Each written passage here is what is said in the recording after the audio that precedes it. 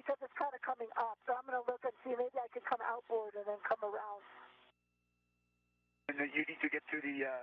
I need to get to the side pad, or if you drive those boats, although I'll be able to translate, so that might be a better option. Right, okay. And I'd like to hang out there until I'm done with the color bolts.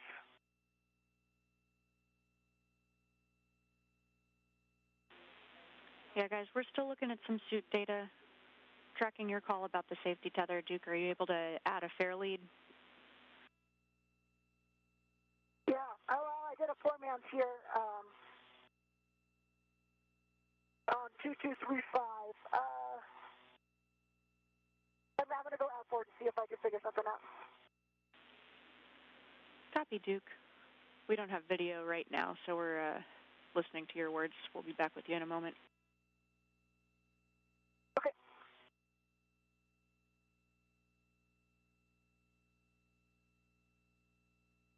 We're in a brief loss of signal. We've temporarily lost our video capabilities, but we expect to have them back very soon.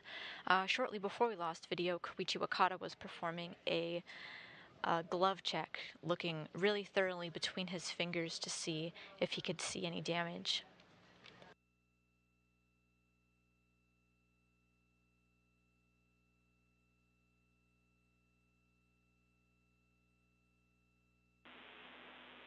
Koichi, for you, we've been looking at the data. We're going to keep analyzing it. For now, we're good to have you continue with your tasks. And we'll be keeping an eye on the data, see if we find any additional spikes in that O2 use rate. Okay. So, the color bolt on the right strap, mid-strap, is that right? Affirm, yep. You'll be opening the MLI on the right mid-strut to reveal the collar bolts. And I'll have PGT settings for you when you're ready. Okay, stand by.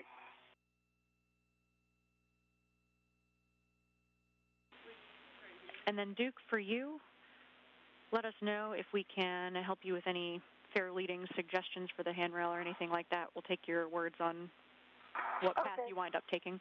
I got one here on 2108. I think that's going to work. I'm just going to try to test here. Copy, Duke.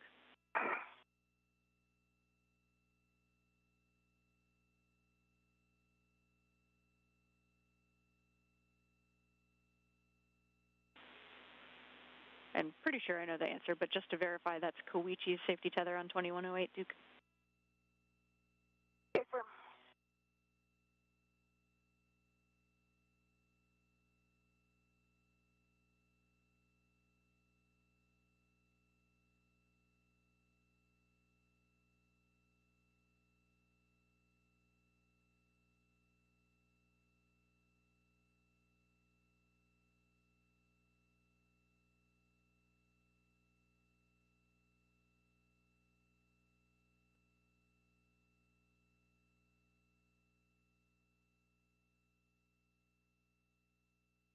Okay, Zena, ready for PGT setting for color bolts on the right mid-strut. Okay, similar to before, we'll be doing Bravo 7 clockwise 2. Okay, Bravo 7 set, clockwise 2 set.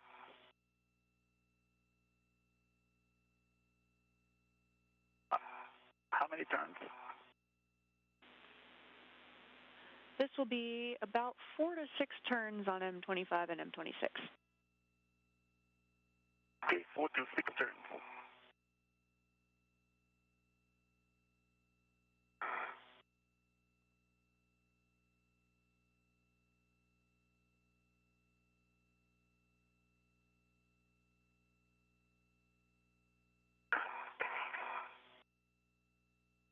No, I think I'm getting myself in a bad spot here, Zena. I'm going to back out and try a different way.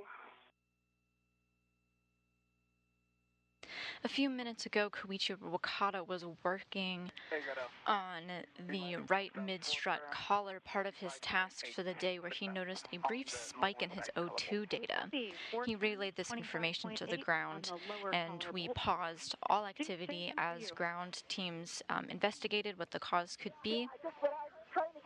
He did a thorough glove check, and his levels had gone down right away. So during this pause and after some evaluation, our team decided that now that we are back at normal levels and it was a brief spike and the glove check was good, we're going to continue on, but teams are going to continue to monitor the situation. Stand by, Duke.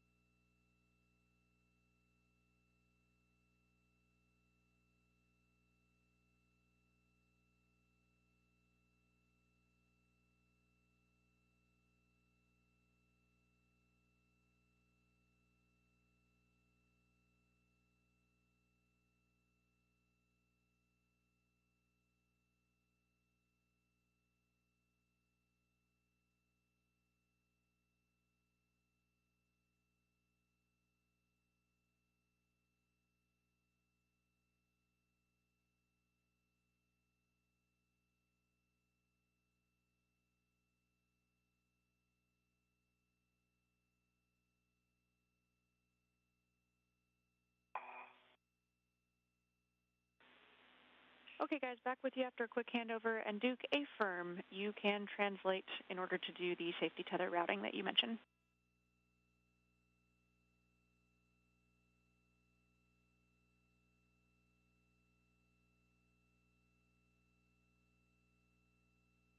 So can I use that handrail on the mid-strut?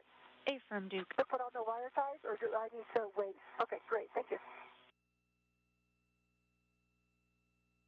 Okay, for color bolt, you got a green light and torqued out 25.0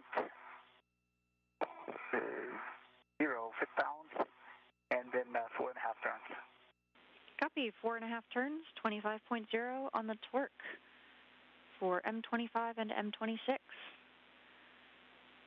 You'll be setting your PGT to manual ratchet clockwise now.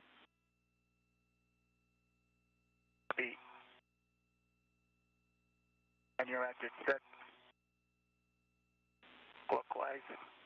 Perfect. And now you'll be driving M25 and M26 until you get 2 MTL pops. Just let us know any additional turns you get. Copy. Koichi Wakata now finishing up tightening the collar on the right mid-strut. You can see him at the very top of your screen, while towards the bottom, NASA astronaut Nicole Mann is working on some multi-layer insulation.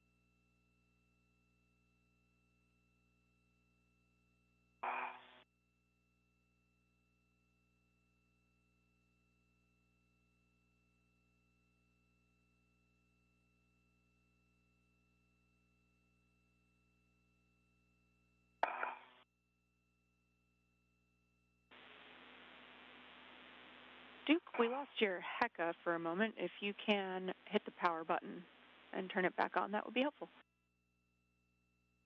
Okay, no problem.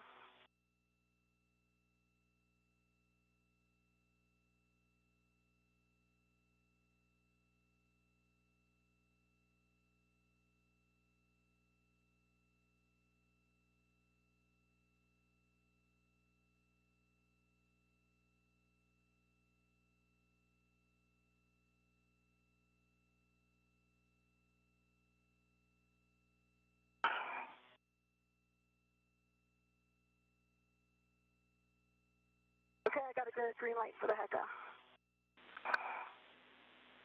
Copy, Duke. It'll take us a minute to get it back. Just working on my first Wi-Fi here. Copy.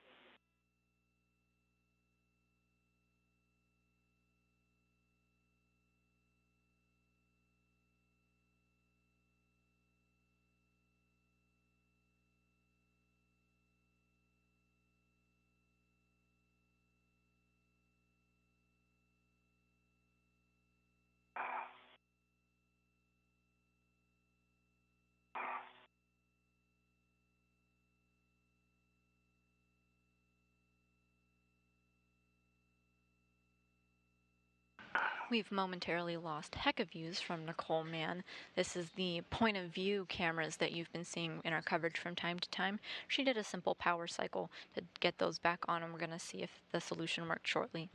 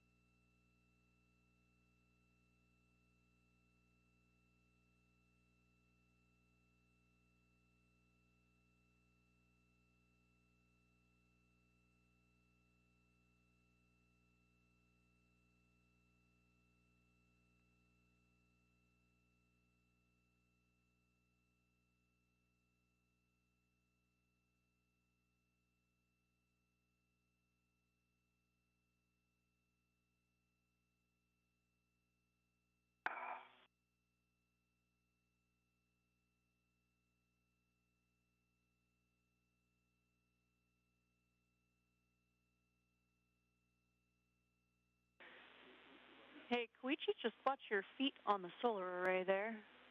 We'll want to get you in a good body position so that your feet aren't close to contacting. Okay. Copy that.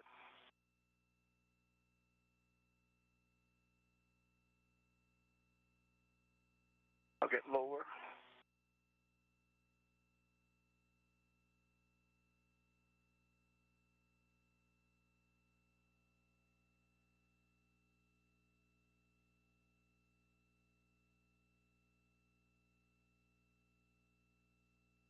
I've got one wire tied down, just working on the second now. Copy, Duke.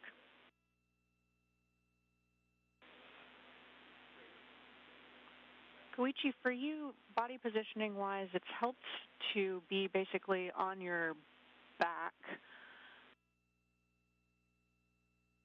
Right, that's why I started, and didn't have enough ability, so I... Yeah, definitely understand. You can also put your feet on the lower strut, if that helps you brace yourself. Oh, okay. Lower strut, okay. That's a good suggestion, thank you.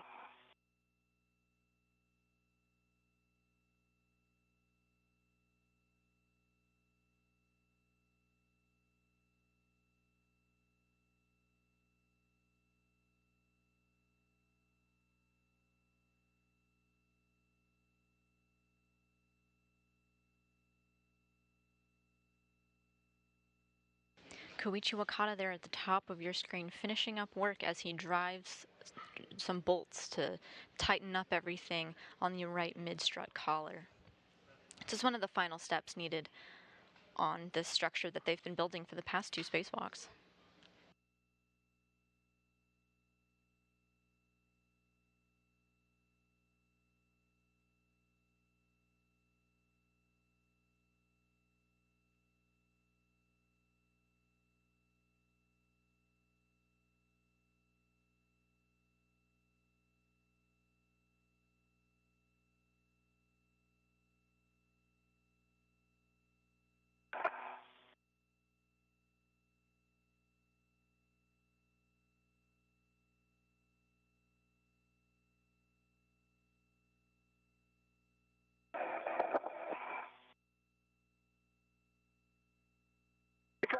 the ratchet point, Koichi? Yes.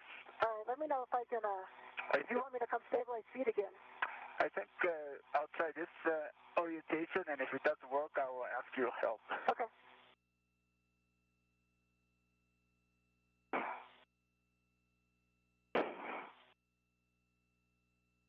One pop, two pops. Our point of view cameras are back from Nicole Mann. You can see her putting some wire ties around some multi-layer insulation, this sort of blanket that protects the hardware from the vacuum of space. It's 3/4 of a turn. Perfect. 3/4 of a turn, 2 pops on the upper collar bolt.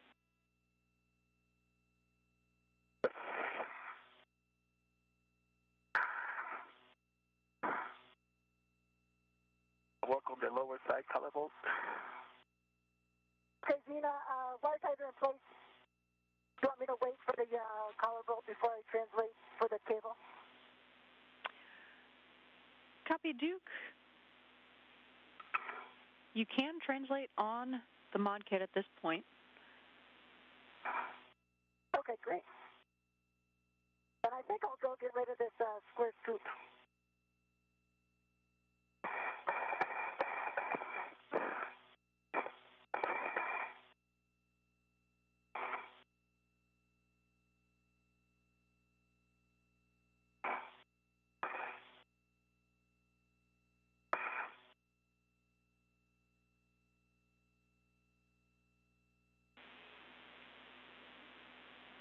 That was 1 pop on the lower collar bolt. Copy, 1 of 2 pops on the lower collar bolt. And Duke, before you depart that area, Second pop. copy 2nd pop, Koichi. Duke will just have you do a final check of the MLI around those collar bolts, making sure that the MLI is snug and there's no gap around the collar bolts. Okay, if it's okay with you, I'm going to drop this square scoop, and then when I come back to do the cables, I can tidy up the collar bolt MLI. Copy, we're good with that. And Koichi, we copied 2 pops for you. Any additional turns on that bolt? It's a half turn. Copy, half a turn.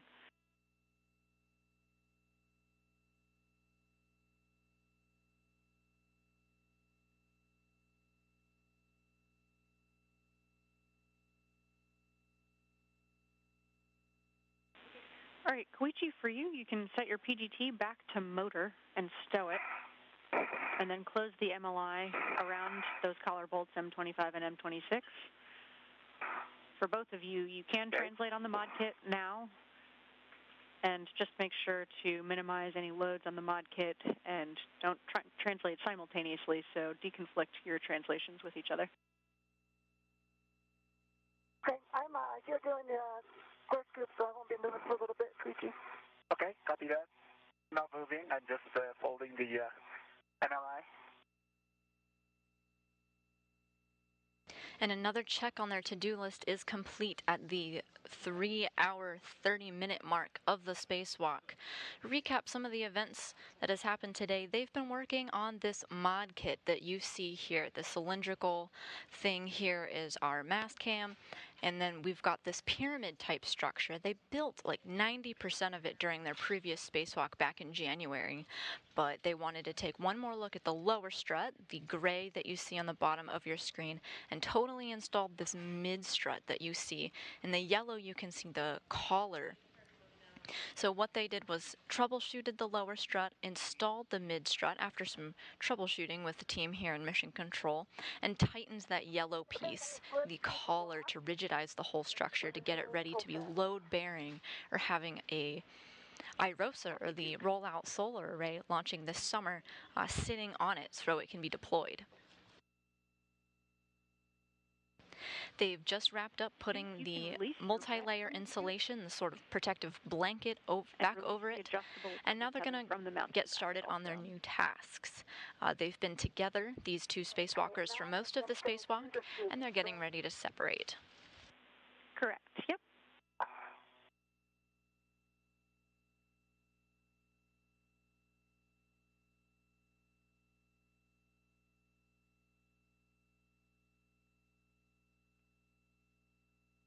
Nicole Mann is going to work on some cable routing. So this refers to connecting the new rollout solar arrays with the legacy arrays. Of course, she's not going to actually install anything. We don't have our IROSA solar arrays there yet, but it does save time on a future spacewalk to have these cables already there routed. All they have to do is plug them in. Can you see if this mid-strap or the color bolt analyze wrapped around the color bolt area? It still needs to be, the top part is good, the bottom part needs to come up and around. Bottom part, okay. And once I get over there to my side, I'm going to ask you the same thing.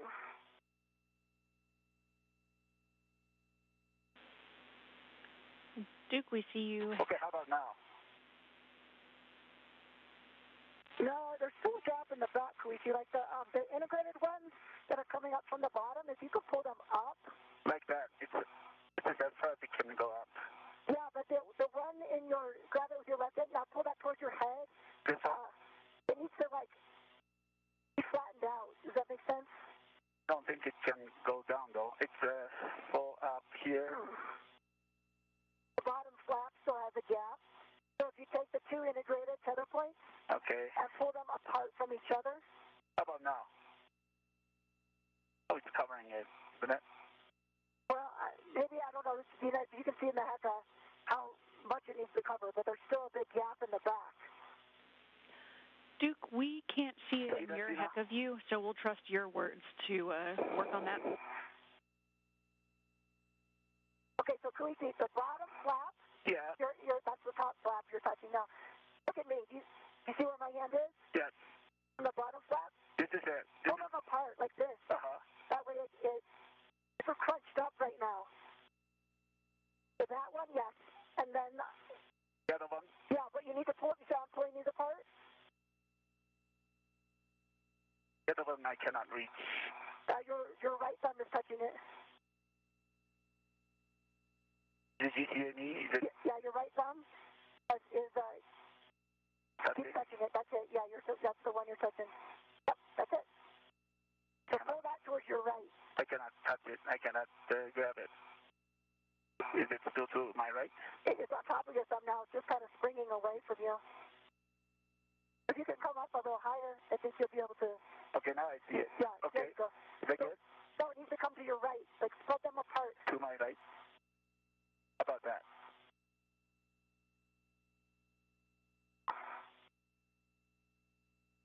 That one, okay, don't move. Oh, don't move. The one in your left hand. Okay.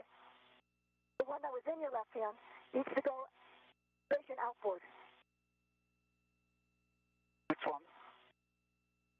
This one?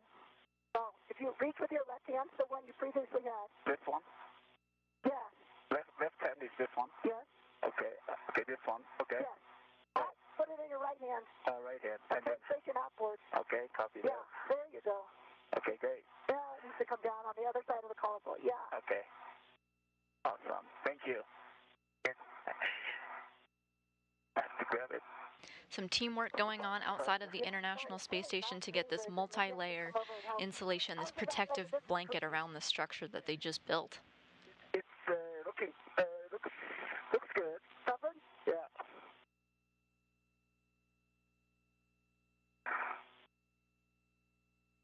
So we know that after this multi-layer insulation is reinstalled, Nicole Mann is going to make her way over to some cable routing. Meanwhile, Koichi Wakata is going to work on getting a new portable foot restraint. Hold it. Now go station outboard with it. There are a couple of these outside of the International Space Station, and the one that they had been using has been having some trouble with the pitch knob. When you route the integrated wire tie. Yeah, go outboard and up. You can kind of think of these portable foot restraints kind of like a tripod. You have your pitch and you have your yaw. Those are the different directions that you're able to move. And it's the pitch that they were having trouble with. It's not totally unusable. They can use it again, but they prefer to use one that's a little more smooth for future EVAs. So Koichi Wakata is going to go take the sticky one and replace it with one that works a little bit better. Now, it looks like the top side of that, so the side that's closest to your head now, has kind of a wrinkle, a fold in it. If you can straighten that out, that may help cover more of the metal. I recommend you pull up on the top flap. Okay. And straighten it all out. All right. Let me move it up. Pull it away from the, undo it and pull it away and straighten it out. But then I think you'll have a better luck at getting it around. So this is, I put it out and then it doesn't rotate anymore. So is it better now? Is it better now? Do you see my left hand, Koichi? Yeah, I see it. Take the flap and bring it up like this. Yeah. Undo it so that you got to get everything straightened out. It's like a jumbled mess. And yeah, Koichi, for you, since you can translate on the mod kit now, you can also move up and try to get up and over so that you're looking down on the MLI. Maybe you'll be able to get a better view of what you're doing there. Okay, copy that. I'll move it around. Yeah, sorry I'm not doing a better job explaining. Oh, that's all right. I'll just come up and then I'll see if I can adjust it. Okay, Zena, I'm going to continue with the cable routing.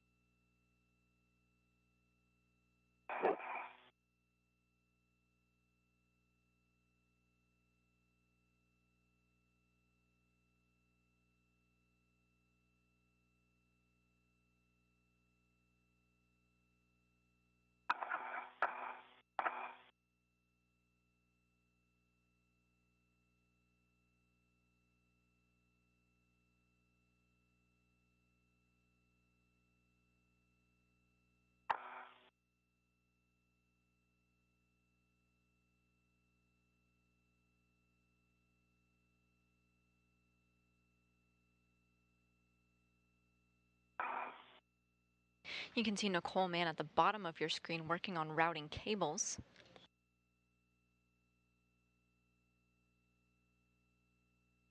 Yeah, Duke, now I know what you mean.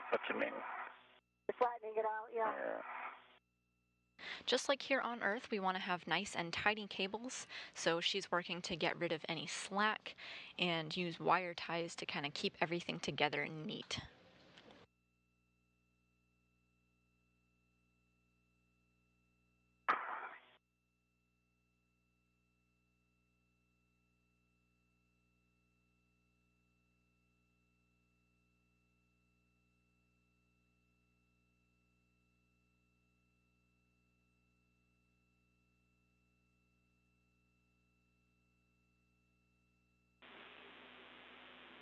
Koichi, for you, your plus is close to the solar array, so just watch that body position there.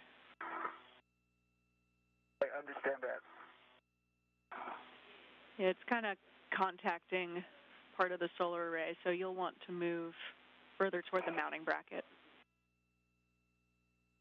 Copy that. Yeah, Duke, I think on the high side I cannot get there. And then the top part looks good. It's not just the bottom flap that needs to be flattened out. It'll be from underneath. Right, and somehow on the left side too, the middle is kind of open, but I think we cannot avoid it, right? Give me a second. So, Dean, I got my safety tether pack tangled here on the APFR. I'm working on this. Copy, Duke.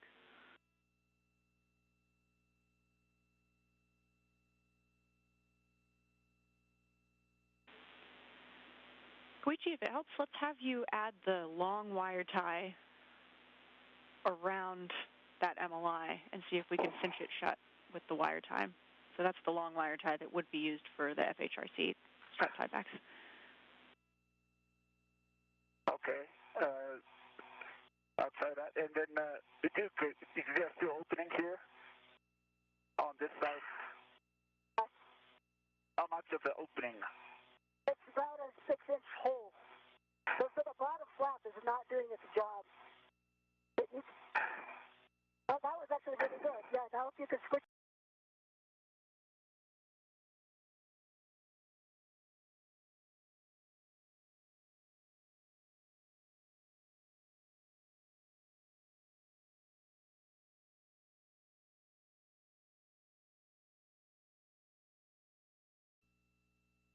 Give me a second. Yeah, the other side I cannot see.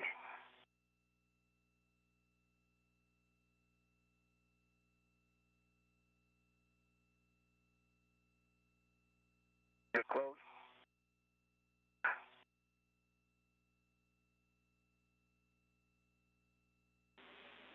So that side, in the middle, there's an opening, but so it cannot be completely covered. You know what I mean? It comes out. It opens up. Okay, let me take a look. Koichi, we'll have you actually start routing the cables, and then once we have those cables routed, we'll come back to the MLI. Okay. Okay. Copy that.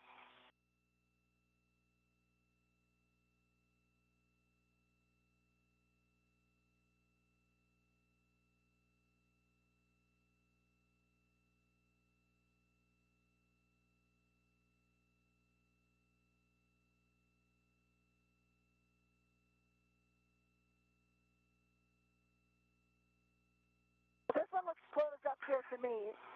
That come from the inside. I think this one is good. Yeah, now it's good. Now it's looking good. Okay. Yeah, we see that in your HECA as well, Duke.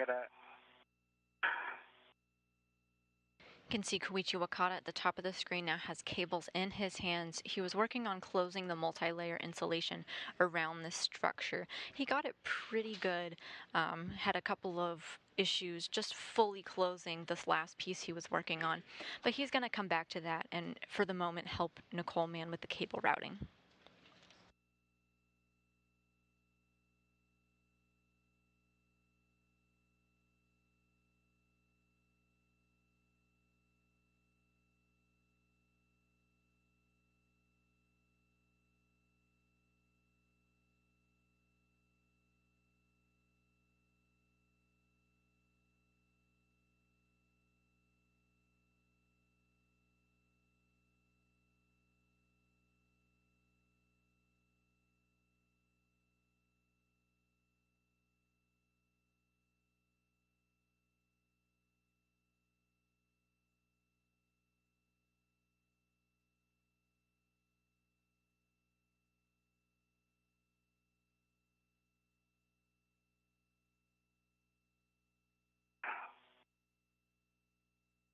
Okay, 3 twists on the handrail on the mid-strut.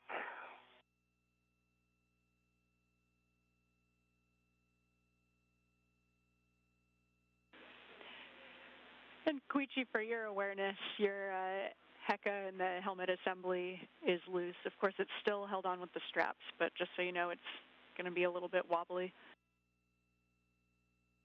Okay. Copy.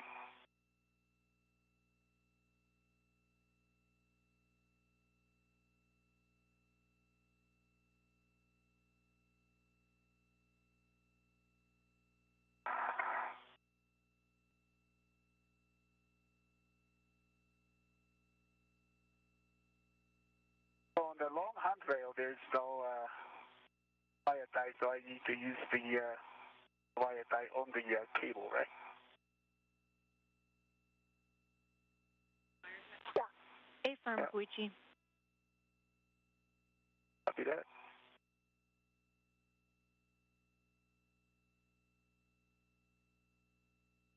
You can see it in work now, wrapping these wire ties around this bundle of cables, keeping everything organized.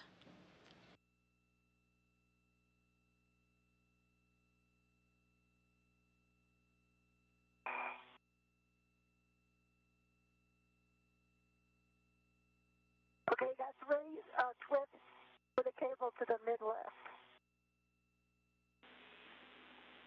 Copy, Duke.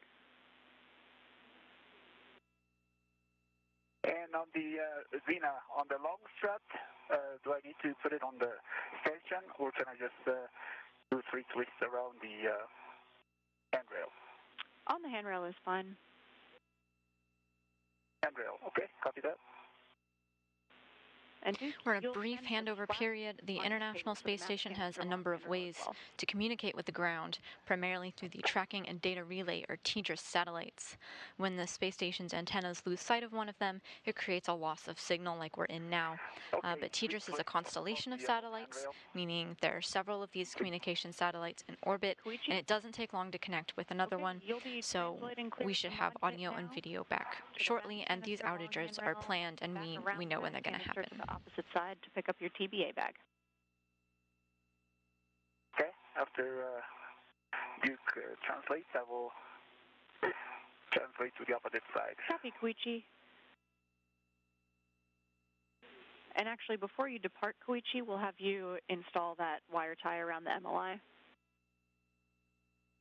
Okay, so long wire tie? Indeed, the long wire tie around the MLI, and just make sure that we have all of those gaps closed up.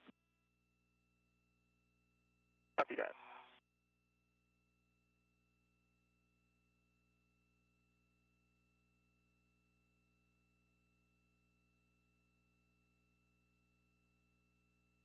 Okay, I have to reach width to the vertical handrail. Copy, Duke.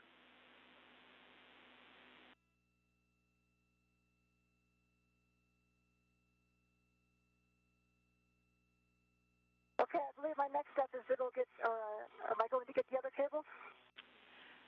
Duke, first we'll have you guys both working together to do a HECA scan of the final ModKit MLI config, and just make sure that all of those gaps are closed, especially after Koichi installs a wire tie around his. Okay. Do that. Do you have my HECA now? We're getting video back. Standby 1.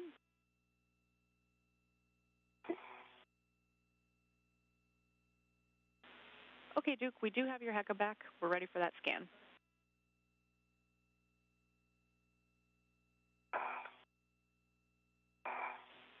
We've got about 30 seconds of video remaining until I hand over.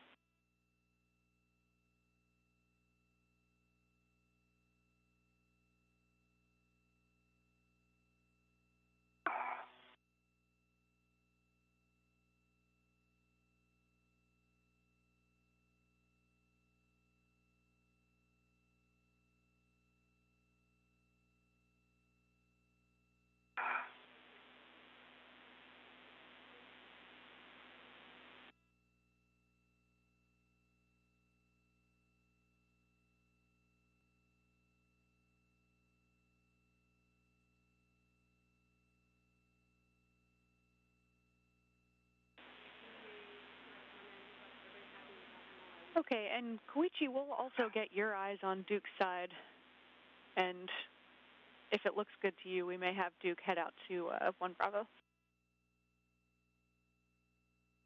Okay. Let me check that. Is he good to you? All right. So I do see a pit pin that is not attached to anything. I think all pit pins should be attached, right? You know, I feel it may be the locking pit pin on the right side. Affirm, yeah, all of those pit pins should be installed. Do you think it's the locking pit pin for the telescoping feature of the mid-strut? Zena, you're coming in, Choppy.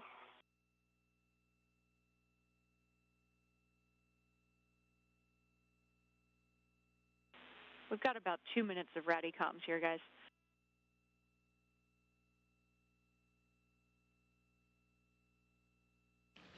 Nicole Mann noted that she found a spare pit pin. Meanwhile, here in Mission Control, they've noted that all the pit pins do indeed need to be installed onto this mod kit that they've been working on. So we're trying to find a place for it. Let me work on that.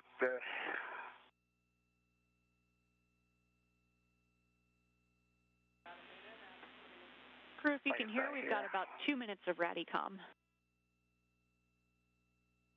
Okay, I've got your back and did not copy your last concerning the pit pin.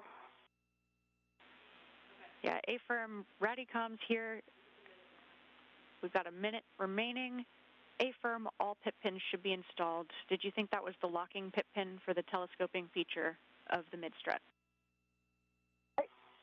That's what I think it is on the right side.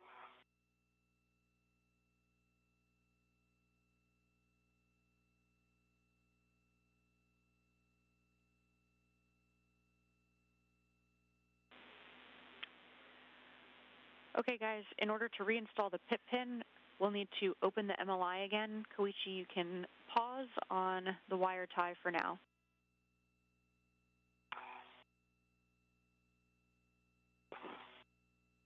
I missed that call. Radicom, hand over here.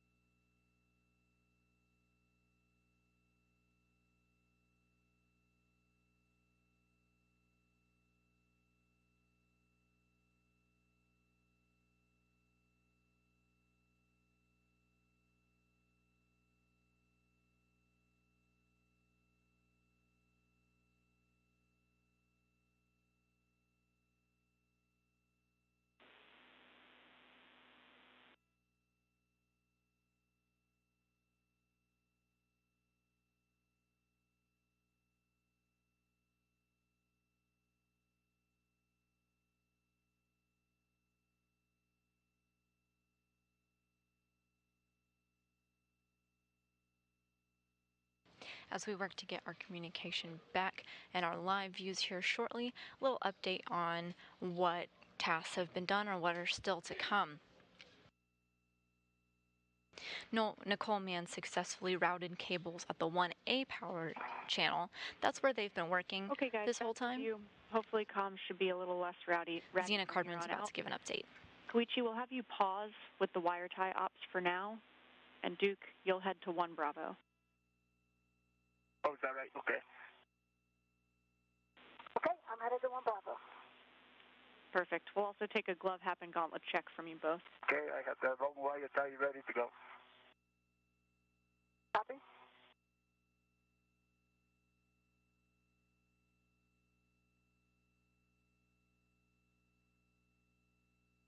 So where you see them now, they're at the 1A power channel. For EV1, half is dry and gauntlets are down. Okay, EV2, gloves are good, half is dry, and gauntlets in place.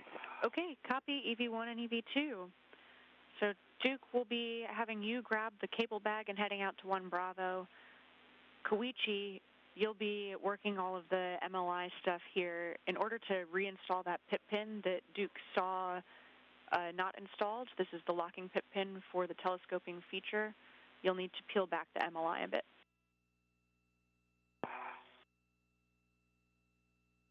Okay, locking pit pin, did it come out? I think we just missed installing it. Not installed. Or the last CDA. Okay, so that's could you tell me where it is? It is floating. Station inboard of the collar bolts directly opposite of you. It's on this Mass side. canister side. Okay. I think you'll have to peel back the MLI. Peel back this MLI? Yeah, I will peel open the top and the bottom, and then you'll be able to see it. That's correct. And Duke, we'd like you moving out to 1 Bravo, so we'll have you translate. I'm just picking up the... Copy. And I'm just picking up the cables, not the whole bag, right? Okay. That's correct. You're translating to the cable bag, picking up the 1 Bravo cables, and heading out to 1 Bravo. You can see Koichi Wakata on the right side of your screen. That is his point of view. Nicole Mann identified a pit pin that had not been installed into the structure. So Koichi Wakata is undoing these levels of multi-layer insulation to be able to place the pit pin. Copy. And yeah, that lanyard will probably be at full extension. I think, right.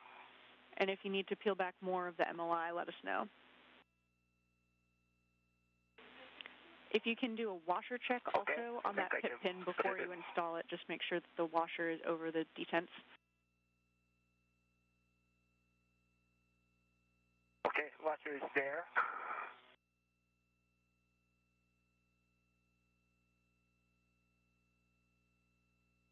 And the pit pin is in. You see that on the header?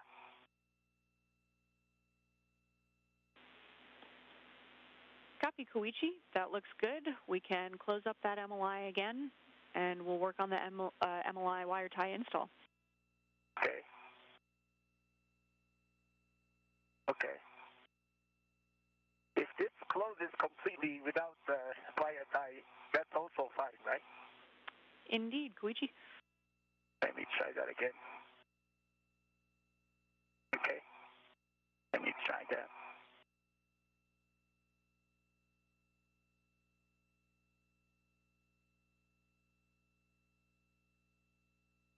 Coming up now on the 4-hour mark of the spacewalk. During part 1 of this spacewalk, they completed installation of a mod kit on the 1B power channel, and today they were finishing up work on the 1A channel.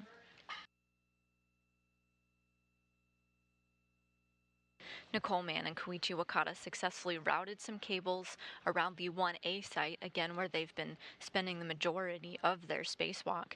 Nicole Mann is now making her way over to the 1B channel, where they spent their previous spacewalk, to route some cables there as well.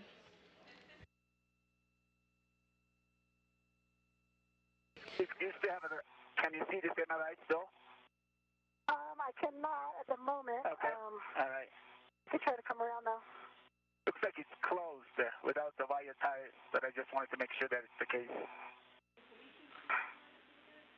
Copy, Koichi, and you can reorient yourself and get in any body position that you need in order to see the other side of the MLI there. Yeah, I think if you poke your head inside the triangle and look out, there's a little gap, but I think you'll be able to fix it. Okay. And guys, big picture update for you. We're at PET of 4 hours on the nose. We're about 45 minutes down on the timeline right now. So we're going to be prioritizing doing those 1 Bravo cables that Duke is on her way out to do. We'll have a modified version of the APFR shuffle. We're still working that plan. And then we do still intend to grab the P6 APFR.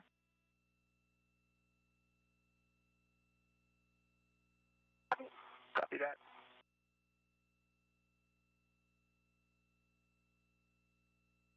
We've got plenty of PET time from a consumable standpoint. We're at about 7:45 there, just for your FYI.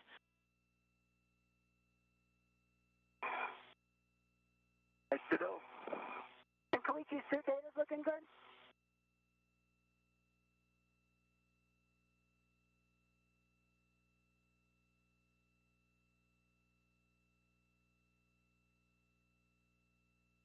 Gina, can you update us on Koichi's suit data? It's exactly what we're talking right now. So after analyzing the data, it looks like it was just a blip in the sensor data, but we are happy with the suit. Good to continue. You know, awesome. Okay, good news, and my TCV is set to 6. Copy, TCV 6. Here on the ground, NASA astronaut Zena Cardman just gave a big picture overview of our spacewalk. She talked about the PET, or the phased elapsed time. This is the total time that they've been spacewalking with their suits on battery power, which is a little over 4 hours. With their remaining time, Nicole Mann is indeed going to continue routing cables at the 1B power channel. Koichi Wakata is indeed going to move the portable foot restraints around. Remember, one of them had a little bit of a sticky knob on that controlled the pitch function when moving around from side to side. They're working a plan now on how to go about that. Without adding a wire tie, but let's make sure that it's the case. Copy. Great news. And previously, Koichi Wakata noticed a spike in his O2 data. Ground teams here in Mission Control ran all of their data, looked at everything, including a suit check of Koichi Wakata's suit, and they've been monitoring the data in the meantime. Xena Cardman did relay to the crew that they have seen no abnormalities again and are confident that it was just a little blip in the data.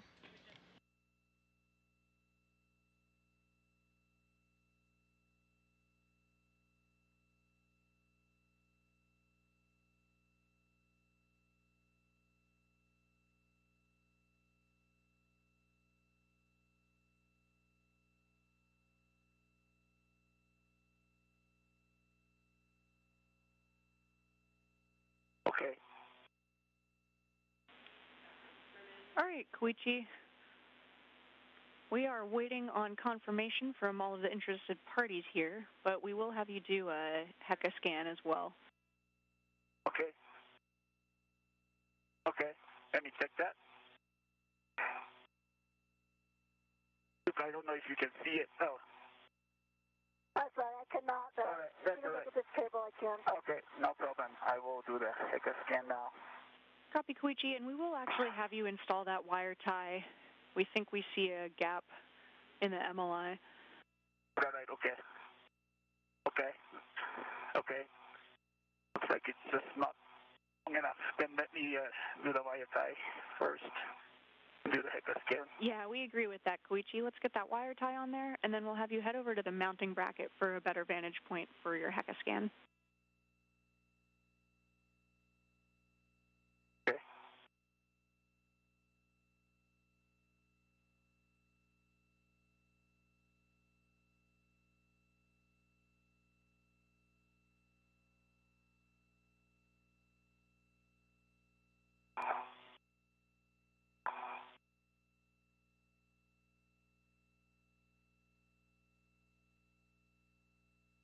Okay, Xena, I have the cables, and I am headed out to 1 Bravo. Copy, Duke. You'll be crossing the keel pin and the APFR going to the non-radiator side. Okay, Gina, and then outboard to S5, S6.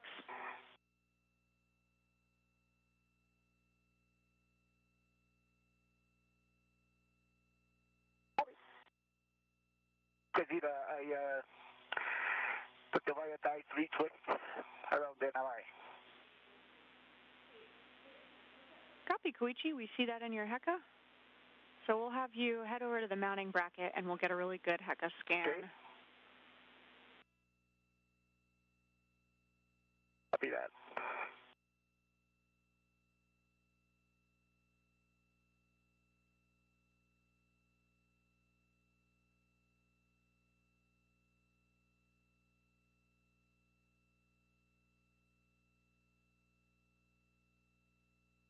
Moving right down the to-do list here, you can see NASA astronaut Nicole Mann on the bottom of your screen. She's got the legs with the red stripes. She's holding a bundle of cables, and she's going to make her way out to the 1B power channel, where she spent a lot of time in her previous spacewalk. She just routed the cables here at the work site that she's at, 1A, and now she's making her way over to 1B.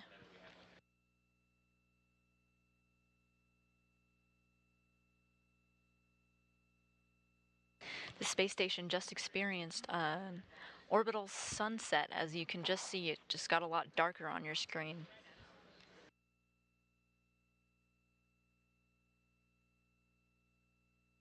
Gina, I'm at the mountain bracket. Copy, And Koichi.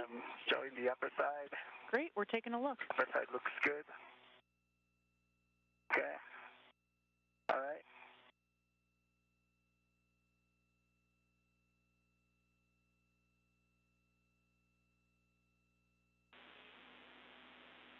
Okay. Like analyze covering everything. Looking good, Koichi. Give us just a moment while everybody analyzes. Okay.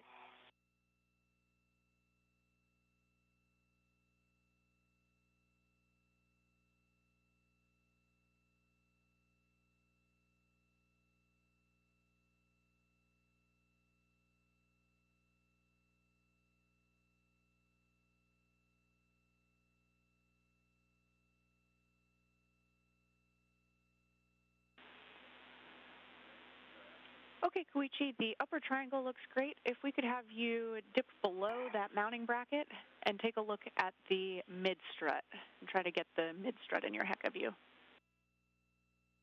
Copy. Copy that.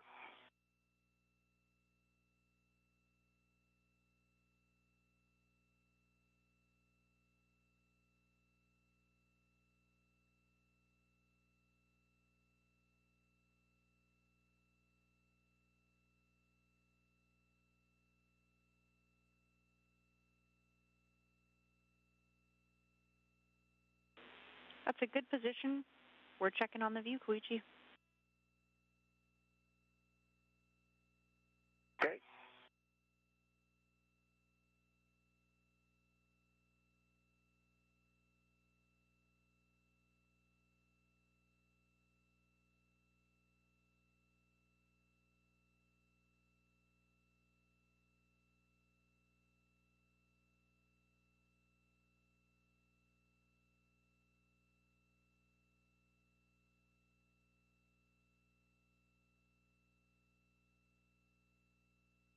Sorry, I'm held up here. I'm just fighting with this bundle coming apart here. Copy, Duke. Take the time that you need to get everything in a good config. Minimize the snag hazards. Yeah.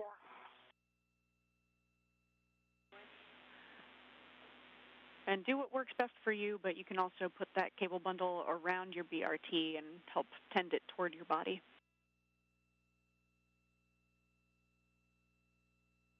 Yeah, so I've got my strips in my BRT.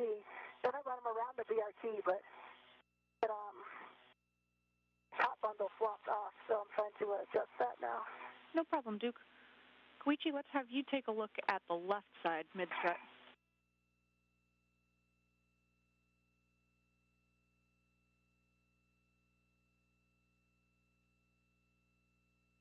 Okay, I'm pointing at the left side.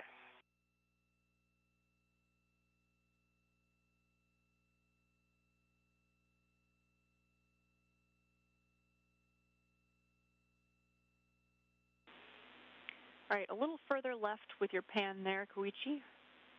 We'll take one last look. Okay, a little further left.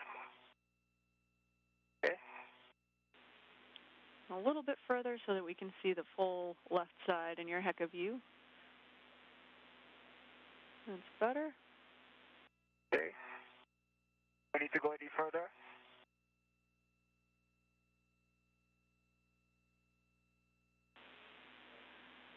All right, Koichi, we're happy with that HECA scan. And with that, you can head back around the mass canister, and you'll be picking up the TBA bag from the long handrail. Copy that.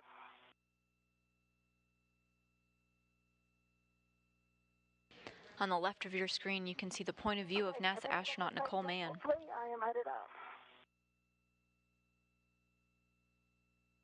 She's got a bunch of cables in her hands, and she's making her way to the 1B work site for some cable routing.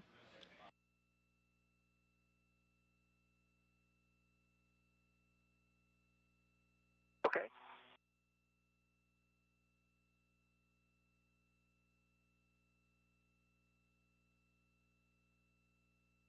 So, I just wanted to double check with you that this NRI that I attached, it covers the one alpha cable as well. It's okay, right? Checking, Koichi.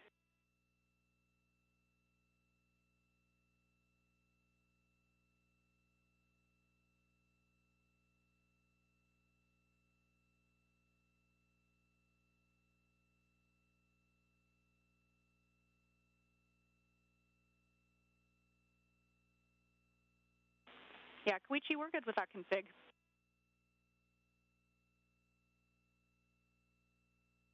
Okay, great. All right, thank you. Then I'm going to translate to the TBA bag and stow it. Perfect. Yep, you'll be picking up that TBA bag, bringing it to the cable bag, and stowing it. Copy.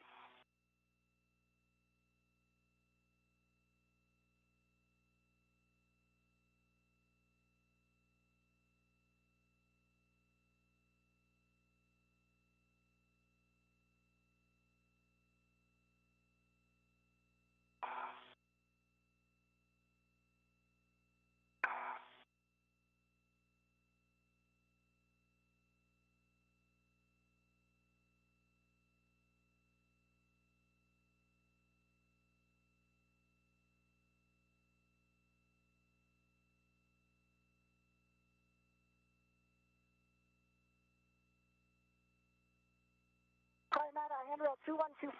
I'm going to take a right-hand turn. Copy. Right-hand turn at 2125. 2138. 2138. We'll be following along.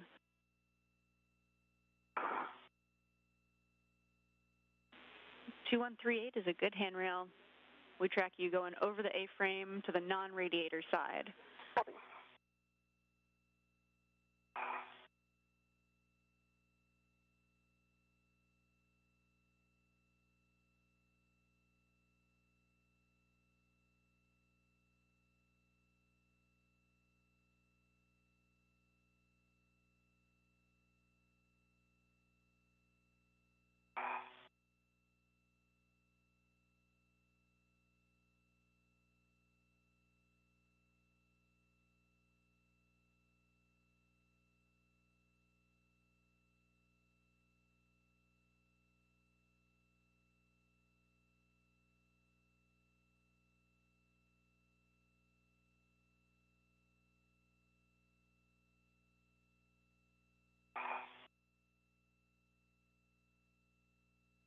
Okay, I am over, and now I'm at it, making a left turn headed outward. I'm at 2003. Copy, Looking Duke. for 2006 for the green hook. A-firm 2006 for the green hook.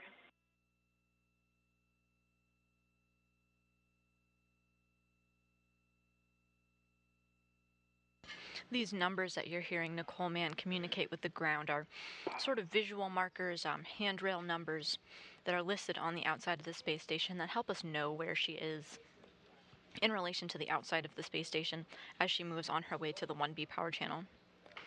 Okay, Dean, I picked up the TBA bag on my way to the cable bag. Perfect.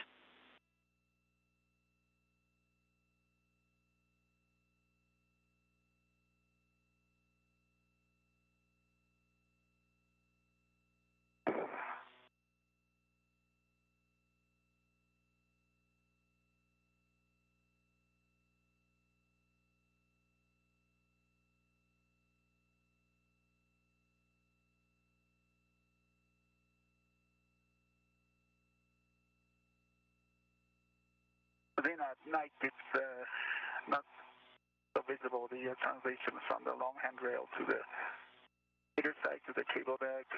There's a handrail on the BGA at the bottom, right? Checking, Koichi.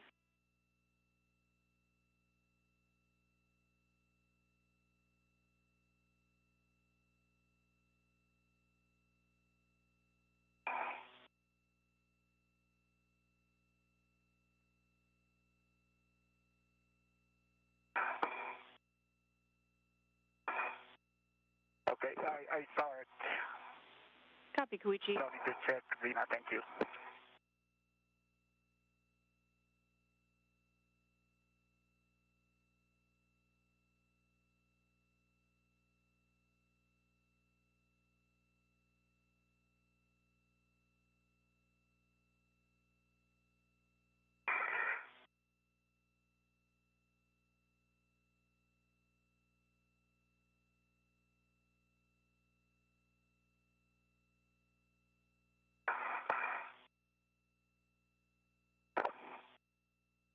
And we have 2 spacewalkers on the move. They've completely installed what they set out to do today, install the mid-strut and lower strut, completing the support structure that they've been working on, and now they're moving on to some get-ahead tasks.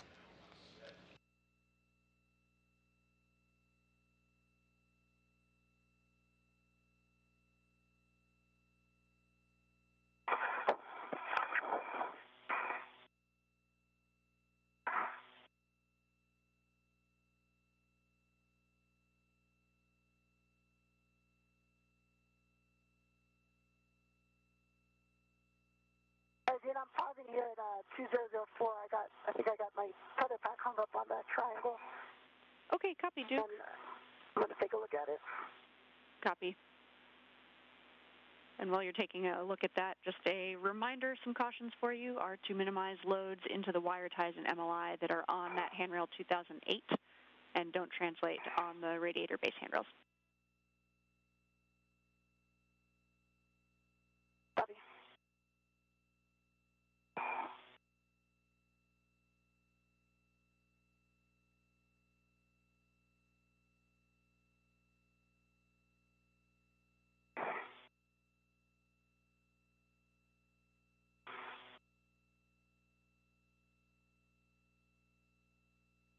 no, it's good. I'm just going to put a barely down here then. Actually, I've got my green hook soon, so this will be okay. Copy, Duke. Continuing onward.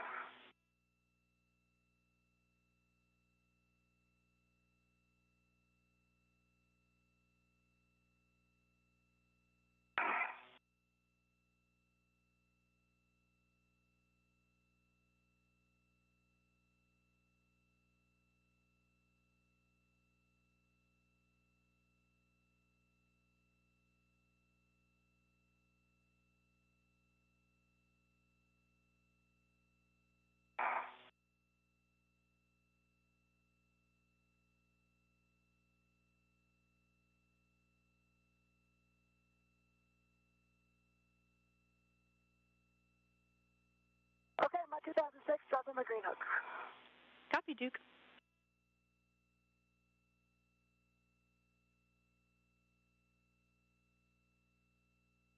Okay, Gina, I'm at the cable bag. Copy, Koichi. You can stow the TBA bag in the cable bag. Copy that.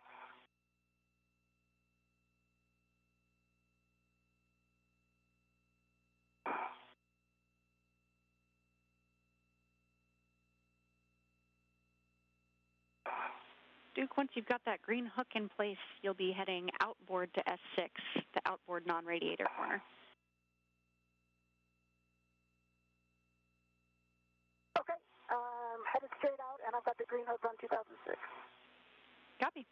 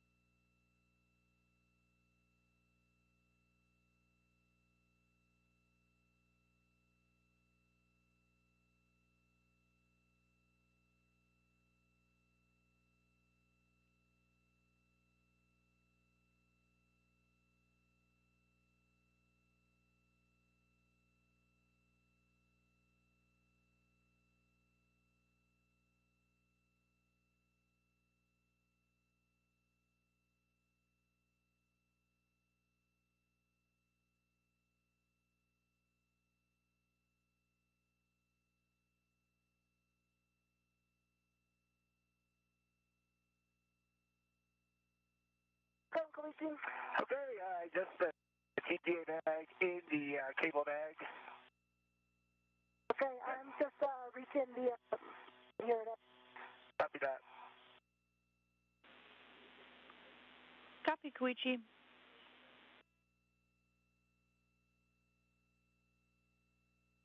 Gina, so anything else that I can put it in the cable bag other than the VA bag? You can also clean up that GoPro that you put out. Okay, we'll do that.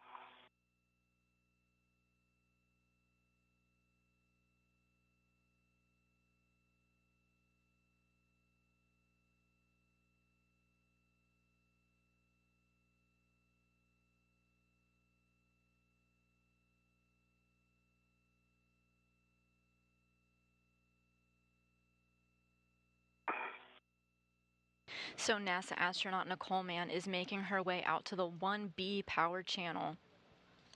They were at the 1A site. That's where they spent the majority of their spacewalking time today. Thus far, the majority of the 4 hours and 4.5 hours that they've spent out there. You can see 1A kind of towards the top of your screen there in the yellow. She's making her way now to 1B, just so you kind of get a visualization of where she's going.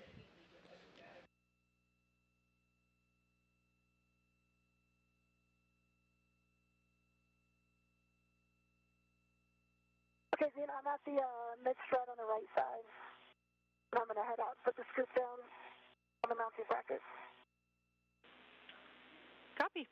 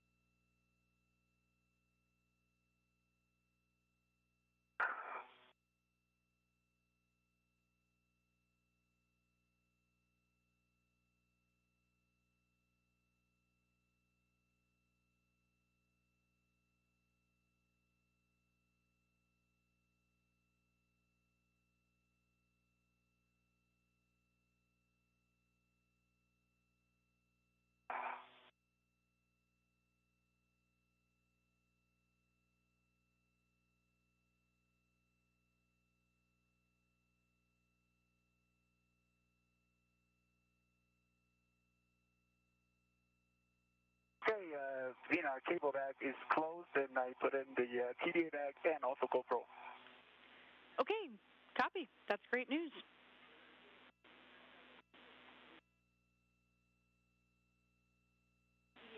Koichi, for you, once you're ready, you'll be retrieving the APFR and WIFX from WIF 25 and putting it on your BRT, translating into the starboard seat of WIF. Copy that.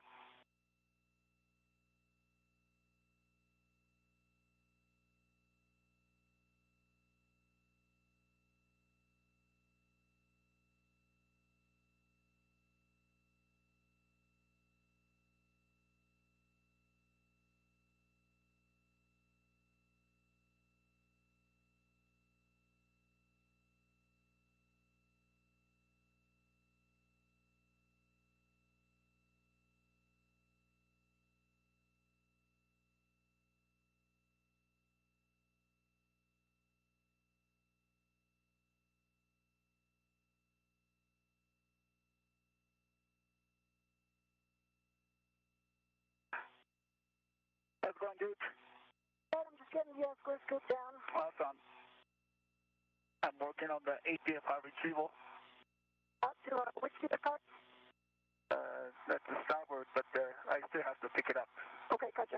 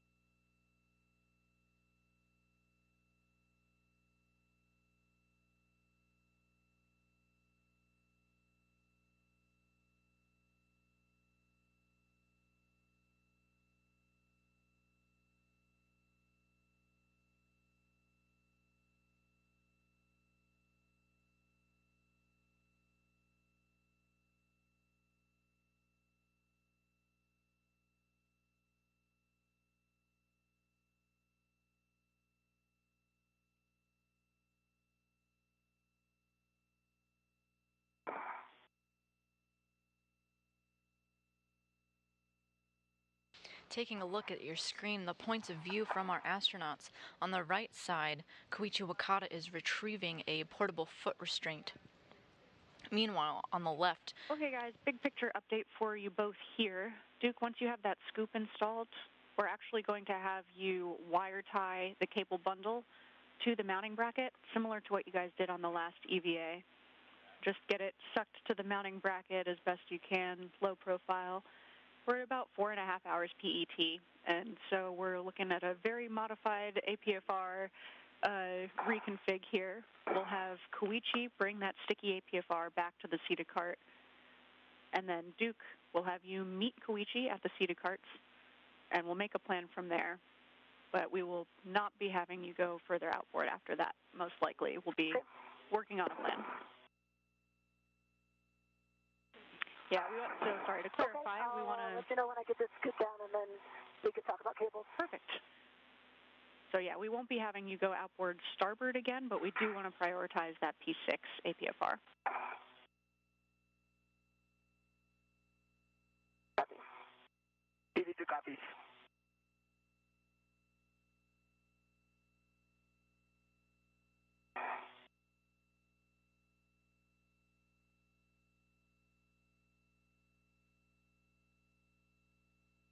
Those words from NASA astronaut Zena Cardman up to our spacewalking astronauts. Nicole Mann has brought out her cable bundle out to the 1B work site. Rather than doing what she did at the 1A work site and kind of routing them and wire tying them neatly, instead she's going to take the whole bundle and keep it in place there for future spacewalkers to work on at another time.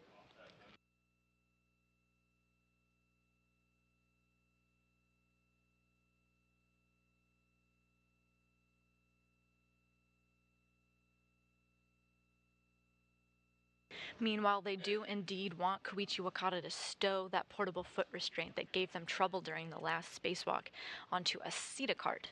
SETA cart meaning Crew Equipment Translation Aid, CART. It's essentially an equipment locker, an area outside of the space station where they can store spare parts. Copy, Duke. That looks great in your HECA view. So we'll have to just use one of the integral wire ties that's already on the cable bundle and use that to help tend the cable to the mounting bracket.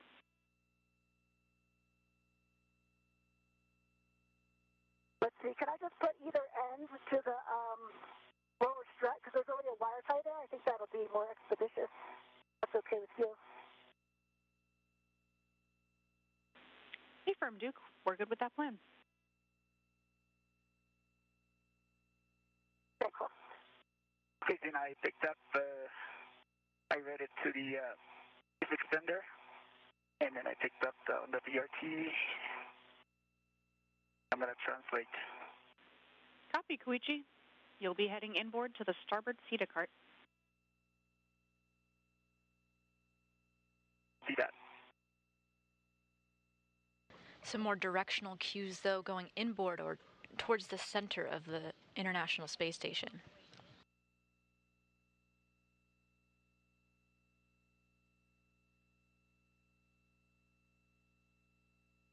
Let me adjust the TCV a little bit, you know.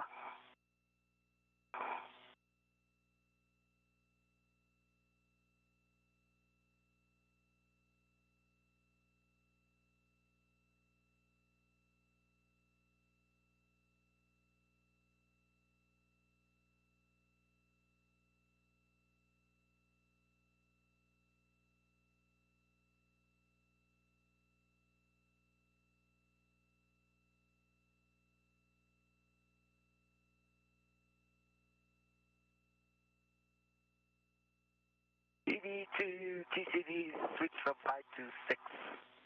Copy, TCV 6.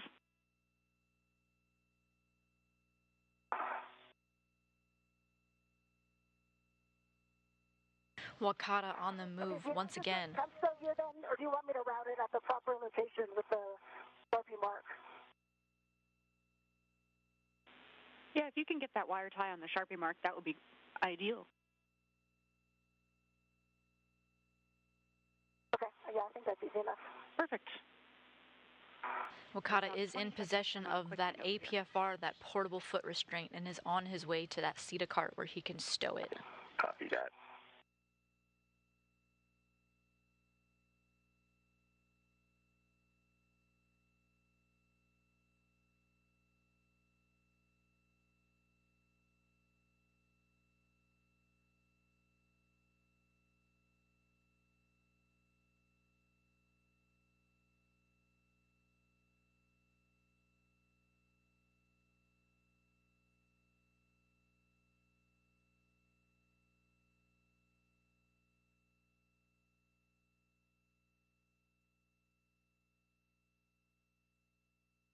Okay, I see Duke's safety tether, so I'm going above it. It'll be good. Copy, Koichi.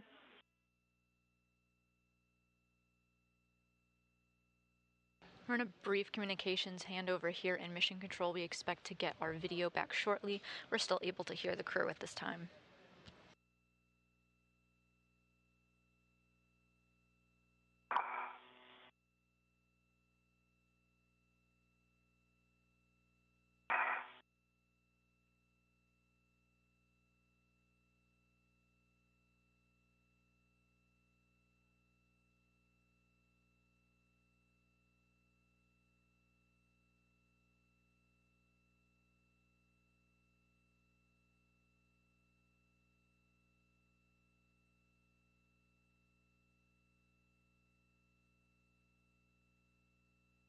Okay, I got three twists on the left strut. Copy, Duke.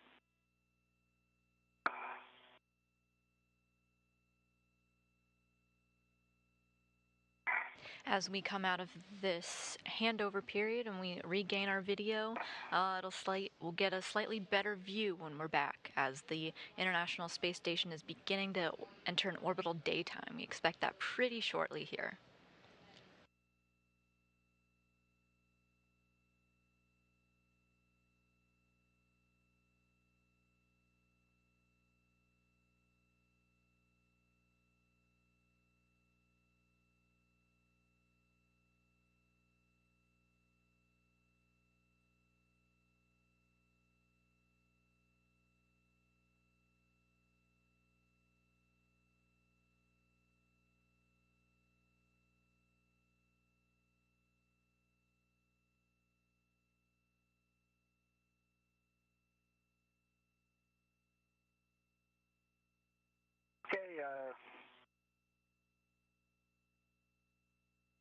I'm at the anchor point, and I'm going to translate continue to the starboard feeder card. Copy, Koichi. I'm with you for a few minutes. Sounds good. We're following along. Okay, great.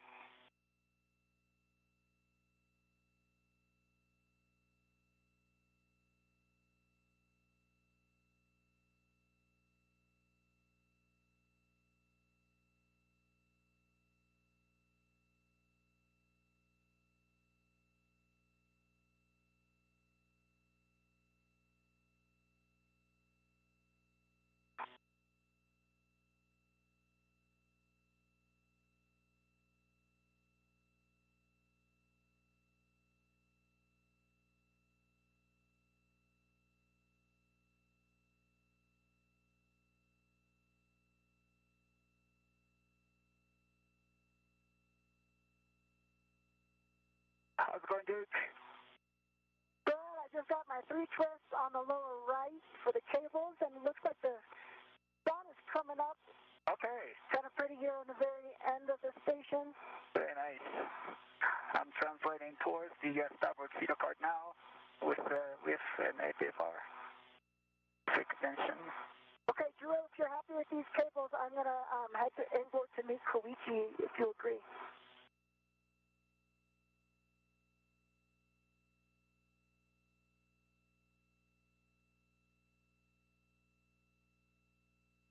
Yep, Duke, we're happy with that plan, and please pick up the cable bag on your way in to meet up with Koichi.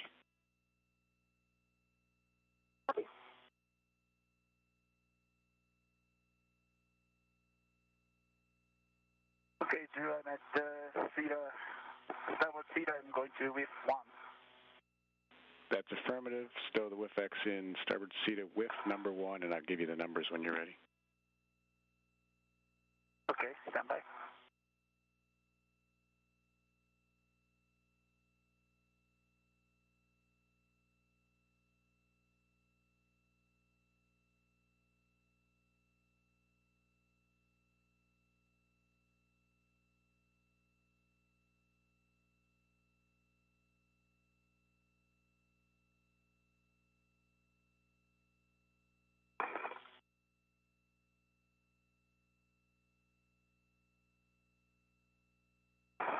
If you're just joining us, you're watching a spacewalk outside of the International Space Station with our spacewalkers Koichi Wakata and Nicole Mann. We are about 4 hours, 38 minutes in to our spacewalk today. The main objective, finish construction of the 1A IROSA mod kit. So what does this mean? Well, the International Space Station is undergoing some power upgrades, including adding some rollout solar arrays. They roll out like a rug, sort of on top of the existing rigid regular arrays that have been there for a while. But these rollout solar arrays are very powerful. They're very efficient. So even though they're kind of overlaying the top of the rigid arrays, it's actually going to result in more power generation. But before these solar arrays can be installed, the astronauts need to do some construction outside of the space station. We call them mod kits. It consists of 6 struts and a mounting bracket that these solar panels can sit on. And that's what they've completed today. They began their task back in January 20th, and Nicole Mann... Okay, Koichi. Okay, you're ready to copy for the setting. Yep. Nicole Mann and you're looking for Koichi Wakata have completed its construction today. They're also doing some additional tasks. Nicole Mann just brought some cables out to the 1B power channel, and Koichi's working on bringing a sticky portable foot restraint over to a CETA cart. And setting of 1. Okay, 11 and alpha 1. Okay, 11 o'clock.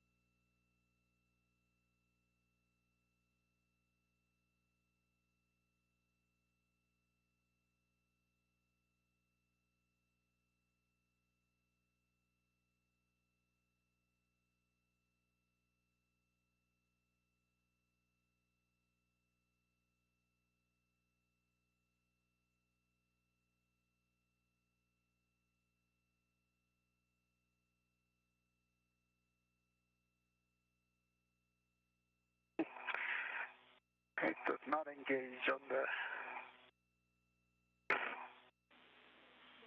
Copy, Koichi. Yeah, we see that in your HECA.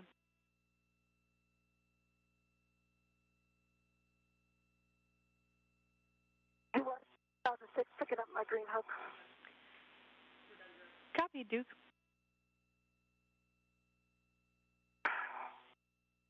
Okay, Zena, any suggestions? It looks like it's in, but not completely in. Okay, copy, Koichi. Yeah, it looks in, but I also see the locking collar is not black on black. Correct. If it helps, you can take it out and go in with a little bit more force. Oh, it looks black on black in your HECA view. Can you confirm? Yeah. Yeah, okay, I see black on black. Good pull test and good twist test. Okay, looks like it's in. Outstanding. Confirm? Yeah, looks good in your HECA view to me. Okay, so if you've got that set at 11 alpha and an extension of 1, then we are good on the WIFX. Okay, 11 alpha. On the right of your screen, Koichi Wakata, his point of view, he's at the SETA cart right now. You see the word SETA 2. You can continue. He's in the process of stowing the portable foot restraint. It looks like he got it connected. Again, it's kind of just a locker where you can keep spare parts and retrieve them as needed outside of the space station.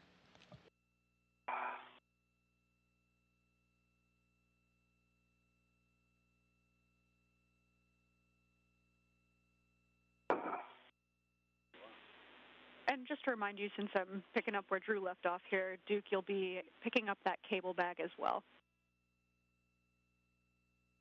Okay, picking up the cable bag, copy.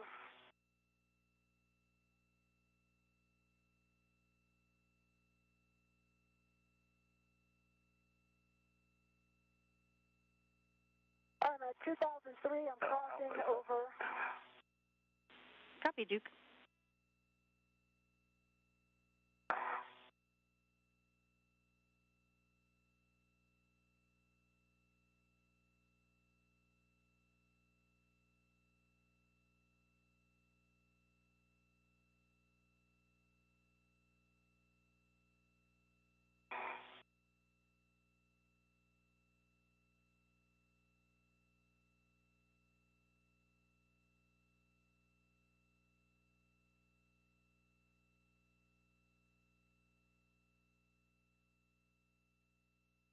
Okay, with 11 o'clock, pitch of alpha, length of 1 on the VF extender, complete. Perfect. You will now roll and yaw the APFR. You're going to Papa Fox 6, and clocking should still be 12. Papa Fox 6.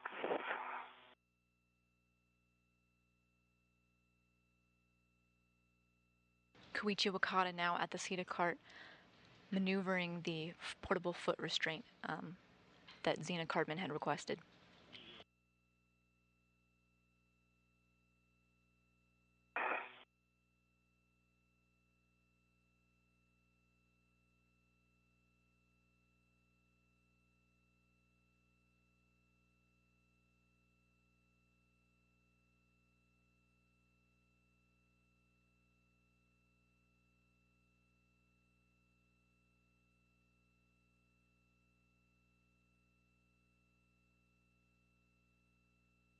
Earlier in the spacewalk, Koichi Wakata and Nicole Mann finished construction of a support structure that will house an IROSA, or roll-out solar array, launching later this summer. They've totally completed construction. This was at the 1A power channel, and during their previous spacewalk, they completed work on the 1B power channel. Just before this, Koichi Wakata had completed the cleanup of some multi-layer insulation, putting a pit pin back in there, closing up the insulation, getting it nice and protected against the elements of space.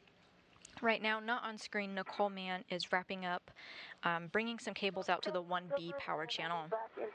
While Koichi here, right on your screen, is working on a articulating portable foot restraint on the S4 side of the space station.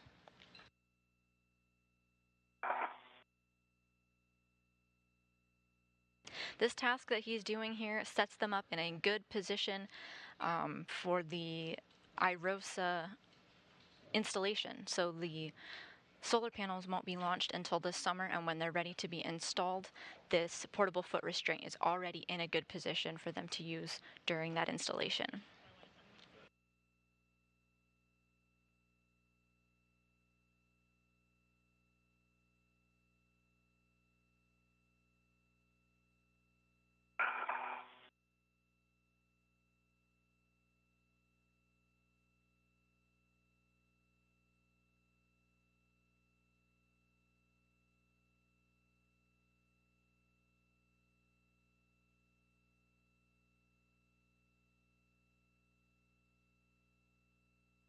Okay, 12 o'clock, Papa Fox 6 on the APFR, complete with the English 8 tucked in. Okay, copy, Papa Fox 6. That's a great config.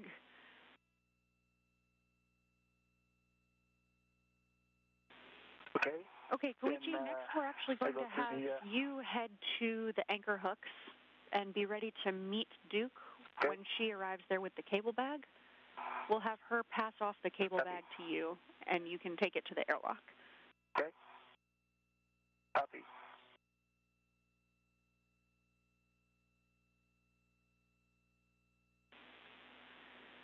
Okay, so I think I'm going to have to go back around forward and cross over, then go out for the IEA, if you agree. I do agree, Duke. Yep. Okay. And big picture, Koichi, once you get that cable bag and take it to the airlock, Duke, we're going to have you head out to P6 for that P6 APFR. And then Koichi, you can head back out and we'll have you do the ingress aid swap. Okay, copy.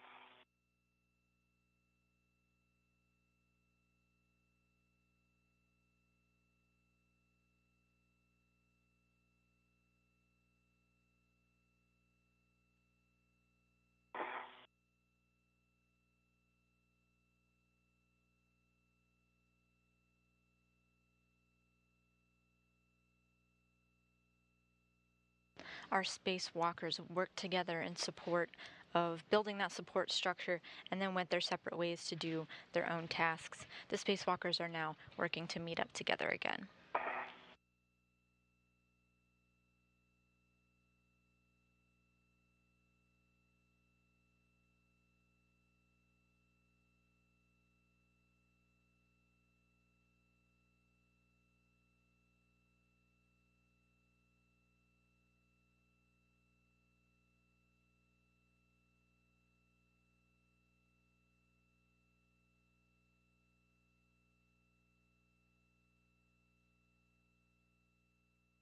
He wants at the cable back. Okay, EV3 is at the anchor hook. Copy both.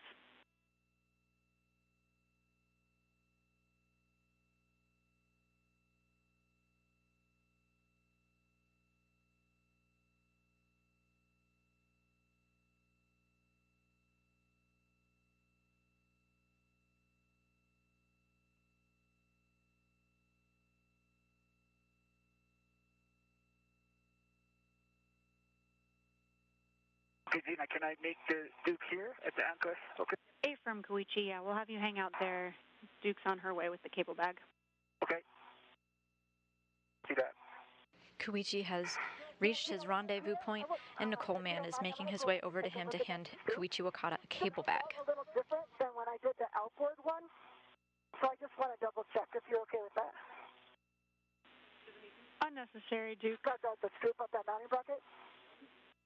Okay.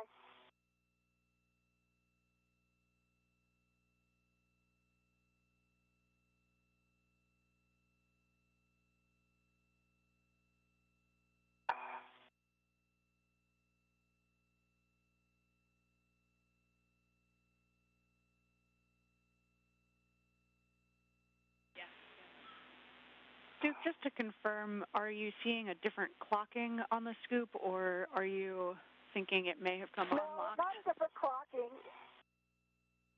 When I put the outboard one to lock, it was, like I thought I had it to locked, and then I had to push it extra, and it moved more to lock. And this one just kind of went right into lock, so then I was second-guessing myself. So I can take a look at it now, or if you want to just make a note when they come out this summer to double-check it. Copy, Duke. We'll make a note. Copy.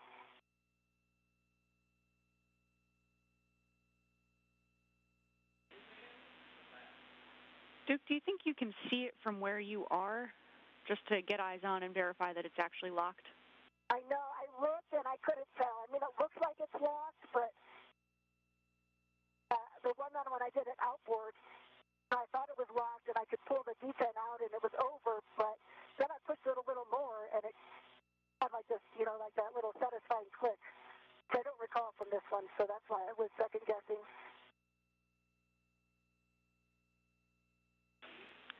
Okay, Duke. On second thought, we will have you go up and just double-check.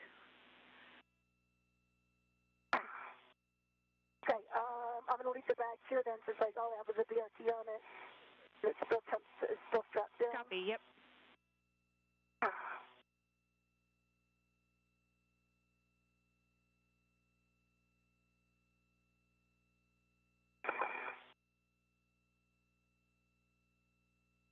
Zena, meanwhile, shall I get the cable bag?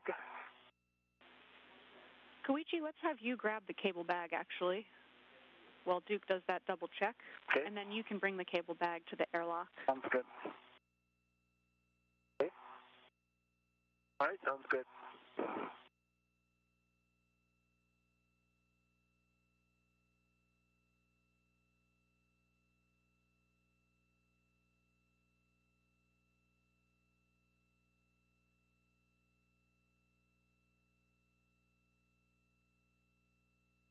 This is a bit of a delicate dance as Koichi Wakata makes his way over to Nicole Mann to grab a cable bag. As you can imagine, they each have several tethers connecting them to the International Space Station, and they certainly don't want to get tangled. Safety tether, because I did not fair lead it. Okay, thanks for the heads up. Houston confirms. And let's just have you pause for one moment before Duke gets on the mod kit. We'll need to have crew get off of exercise equipment. Okay, I'll pause you right here. I think I can continue to translate, right?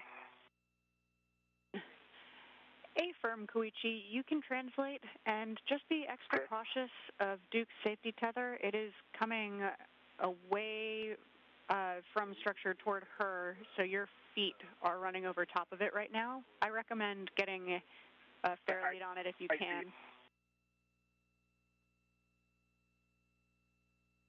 Okay, I go scenic side, and I see that better. Copy, Koichi.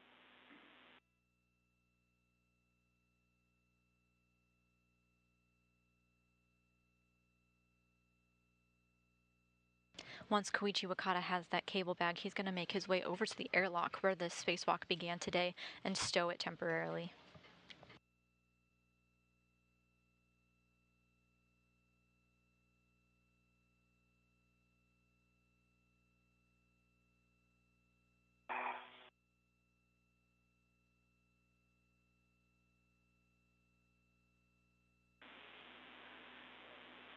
All right, Duke, you're good to go. Let's get eyes on that scoop as fast as we can.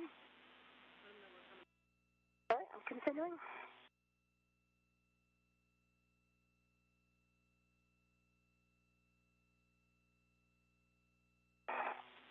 And Koichi, just watch out for that tether. You're going back and forth underneath Duke's safety tether right now.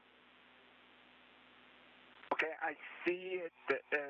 Also, I think I was going to fair lead on the 2213 or 2214. Koichi, I think the best plan of action is for you to back out the way you came.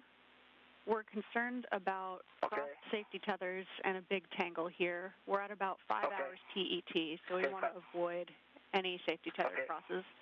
Copy that. Copy that. So Duke's tether should be, I should be over Duke's tether, right? Yeah, you are over Duke's tether, and now you are also under Duke's tether. So you'll have to come back from underneath Duke's tether in order to cross back over along the cedar rail. We'll keep an eye on it. Okay, so come back. Okay, I'll come back underneath. Dana, the scoop is good. Thanks for letting me double check that. If it's going to help with safety tether routing, I did come down the right side of the mod kit, which I think will help. Let's have you stand by there. I think actually having you head back down the way you came is the best course of action. Koichi is just about free of your safety tether now.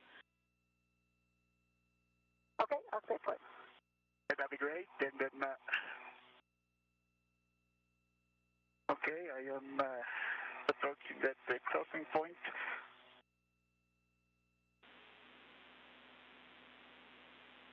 Copy, Koichi. Okay, so can I keep coming back to the anchor point? That's perfect. Okay, now we're it's good clear. with that. Okay. I'm clear. We like you there. Okay. Let's have you just pause there for a moment, and you can get back in a normal body orientation. Duke, you can come off of the mod kit now, grab the cable bag, and we'll have you both head inboard. Sorry for the shuffle there. Okay. No problem. Actually, this orientation is better for safety tether monitoring, so I will stay in this orientation. And speaking of that, how is my safety tether, Koichi? It's good. Yeah, it's good. It's good, and it's clear about me. Or is it relative to my feet? It's on your left side. Now it's between. Now it's on your right side. Okay, it should be on my right side. So now it's on your right side, and now it's getting okay, guys. In the middle. We're happy with the safety tether routing at this point. Koichi, we can have you actually head back inboard to the anchor hooks, and we'll have Duke do the cable bag pass off there. Okay, I'll go back to the anchor hook.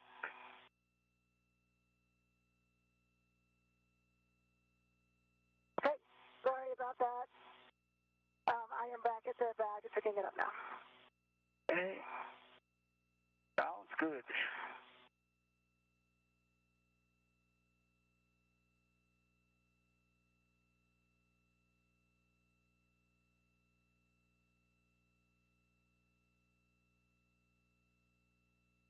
The left of your screen, in Nicole Mann's point of view, you can see the cable bag that we're talking about. She's going to hand it off to Koichi so he could go bring it to the airlock.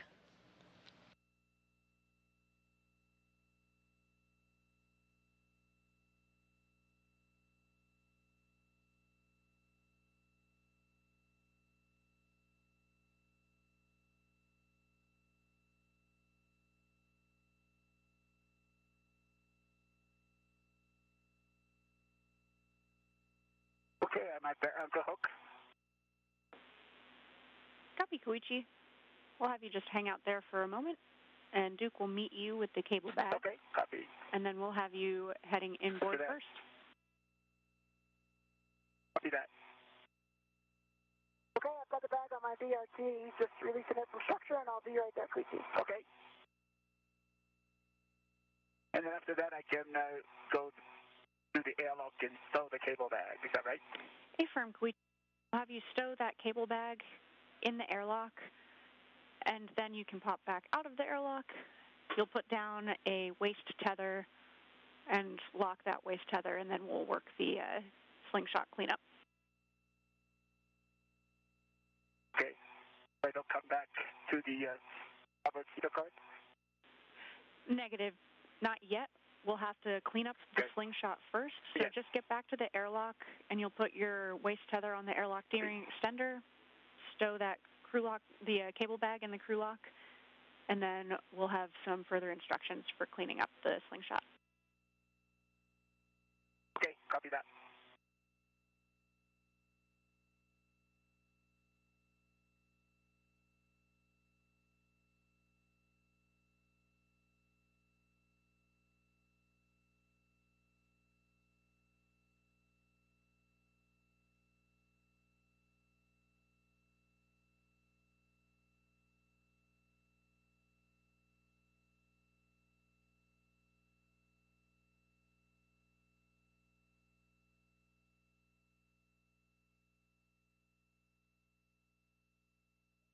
I'm headed inboard. Okay.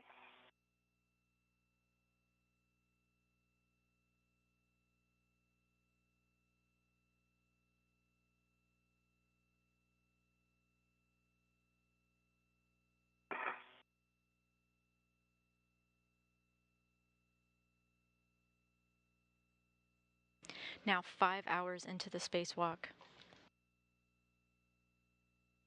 Nicole Mann is in the process of handing Koichi Wakata a cable bag. It's not as simple as just handing it over. You can see they're on different planes there. Koichi had to move one of his anchor hooks to be able to receive it and move over to the airlock. Earlier in our coverage, we described these anchor hooks kind of like rock wall climbing. You have your ropes tied to one central point up at the top, but you're still free to move up, down, all around. So he had to reset his anchor hook in order to move to the airlock. Nicole Mann had to do the same thing, but also moving the cable bag from where it was stowed onto her body restraint tether and now over to Koichi Wakata.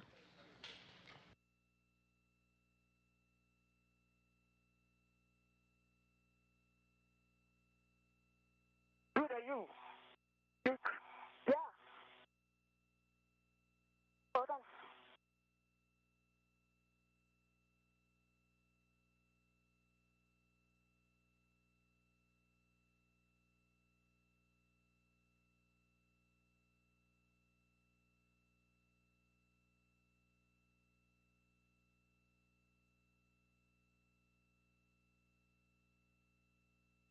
Now. Do that.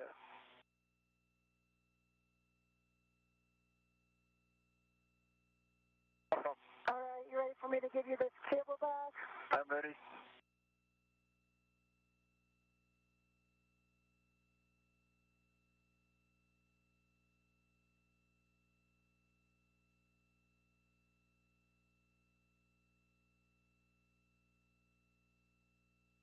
This one over here.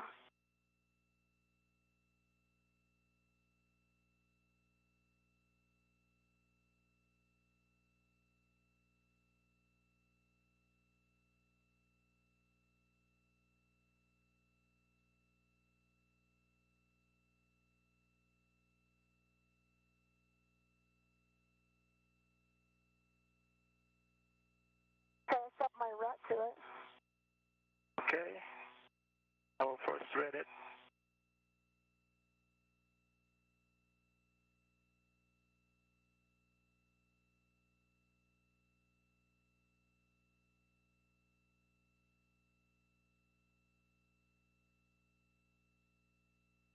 One moment.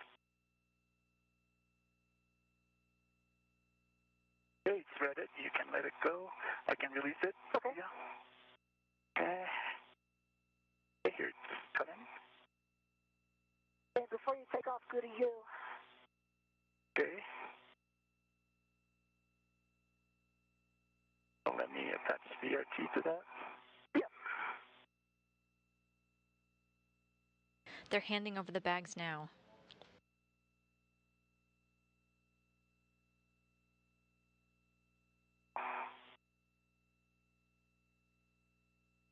And there's the bag floating just above our spacewalkers there.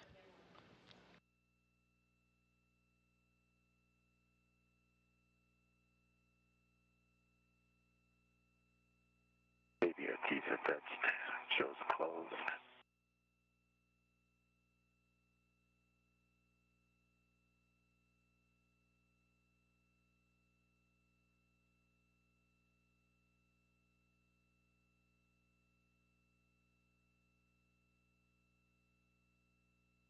Okay, you can.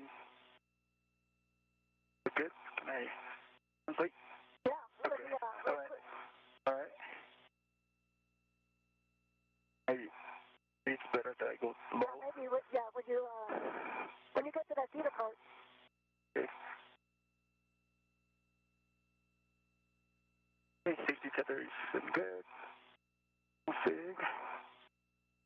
I'm gonna translate to the airlock. Okay, yeah, you look good. Okay. Copy all, guys. And with that, we'll give you a big picture update here. So we're just over 5 hours PET. We have plenty of consumables, looking at about a 740 PET based on consumables at this point, so you're doing great. What we could do is work the P6 APFR retrieval. That would put us at about 7 hours PET if that all goes smoothly. There's always a chance as you come back outboard to just pause and not go all the way out to P6. Or if you make it to P6, you can always drop off that APFR early in order to head inboard more quickly. So we'll just be looking for your thoughts on that plan. Koichi, while Duke does the P6 APFR retrieval, you could be working the ingress aid swap on the seated carts. So we'll just take your thoughts on how you're feeling in terms of energy management and everything about that plan. Yeah, so the plan is I'll head out to P6 and grab that APFR and understand that I can break out really at any point if for some reason it's going wrong. It works for me. What do you think, Koichi? Yeah, for me, the ingress aid swap seems to be good, and then translation of you translating to the P6 seems to be a good idea. Okay, perfect. We copy all. So, Koichi, you'll continue inboard, get that cable bag in the airlock, get your waist tether hooked up to the airlock D-ring extender. We'll clean up the slingshot, and as we work that, we still have time to just send you both to the airlock or for other get-ahead tasks, but for now, that's our plan. Copy that.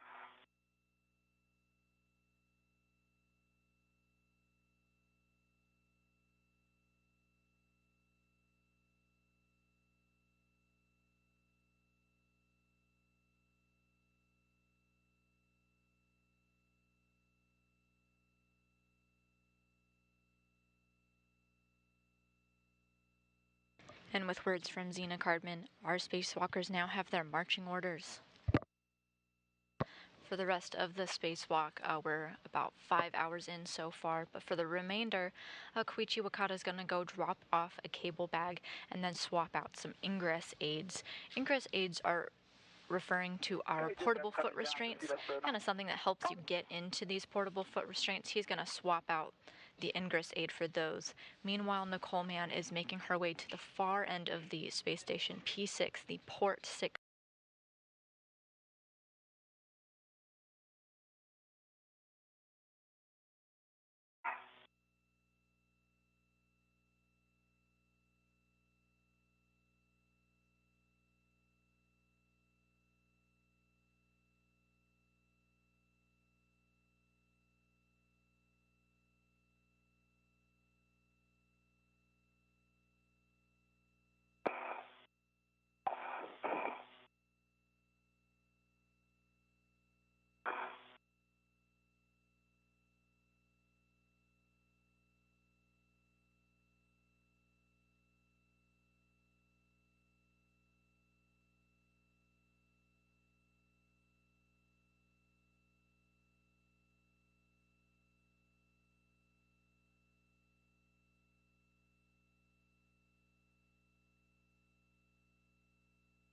Okay, I'm at the airlock, opening up the thermal cover.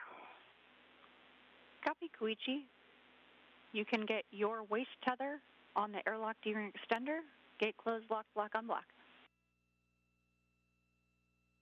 Teamwork.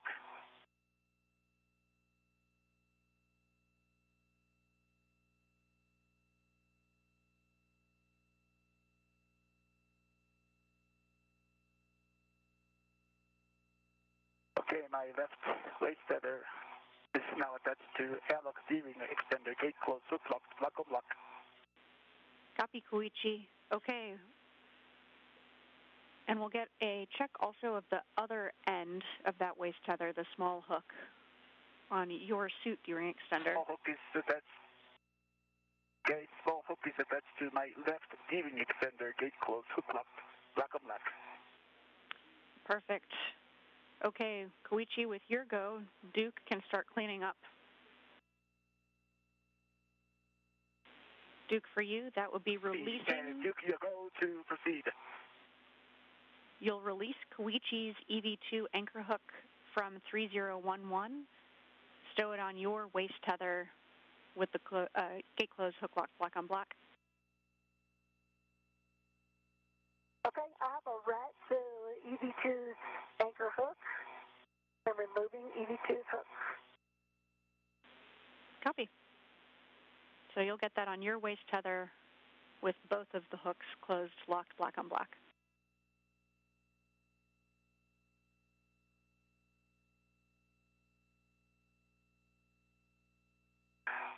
Looking at this time, go ahead and go to install the cable bag inside of the airlock. Affirm, you can get that cable bag in the airlock. Copy, in work.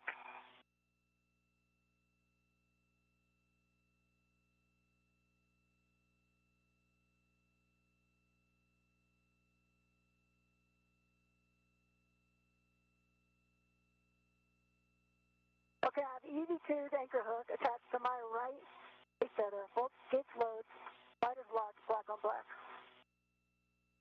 Copy, and we'll check for your small hook as well on your waist tether, that it is locked black on black as well.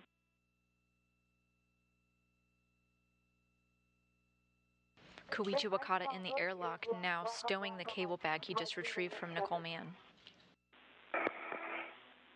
Okay, copy, Duke. With that, you can get your EV1 anchor hook from handrail 3217 and stow it on your mini workstation.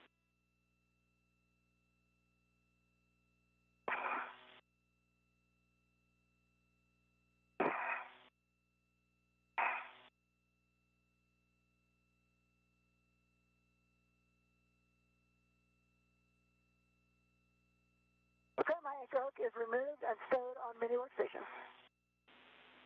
Copy, Duke. You can head inboard. Copy.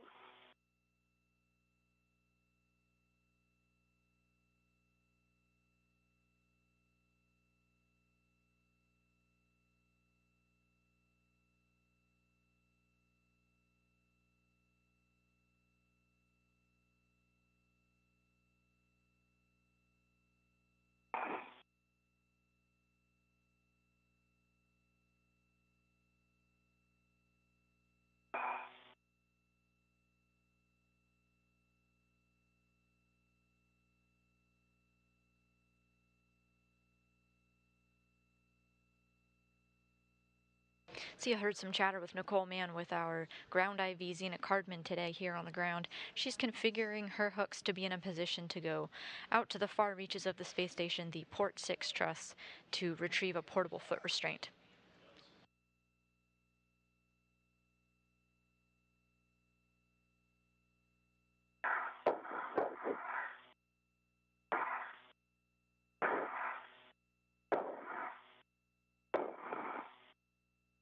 Astronaut Nicole Mann in your view now.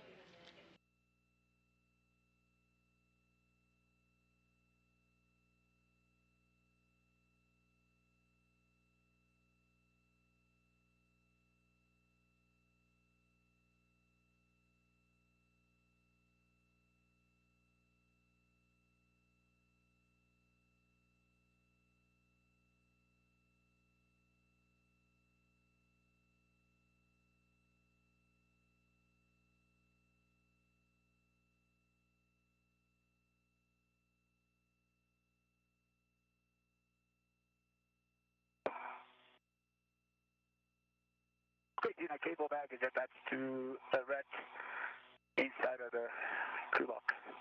Copy. Great work, Koichi. We'll have you hang out there. We still need your waist tether locked to the airlock D-ring extender while Duke is resetting those anchor hooks. Copy. Okay, I'm coming over to the D50 to current. Copy, Duke. And you'll be continuing along. You're going to be looking for mile marker 8190 for those new anchor hook locations. That'll be on S0. Okay, 8190.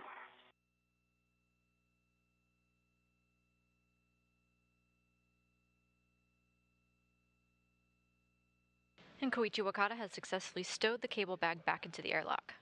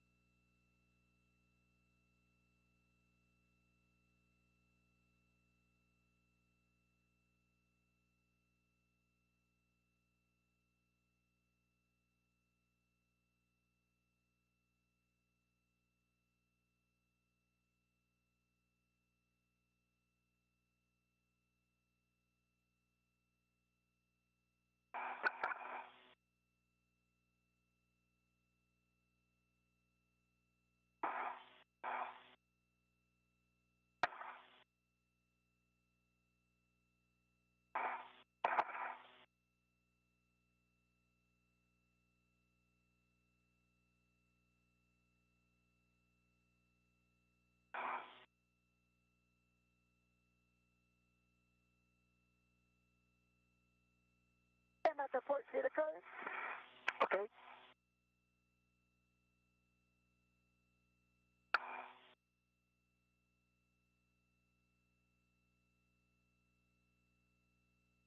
We're just over 5 hours and 15 minutes in today's spacewalk with NASA astronaut Nicole Mann and Japanese astronaut Koichi Wakata.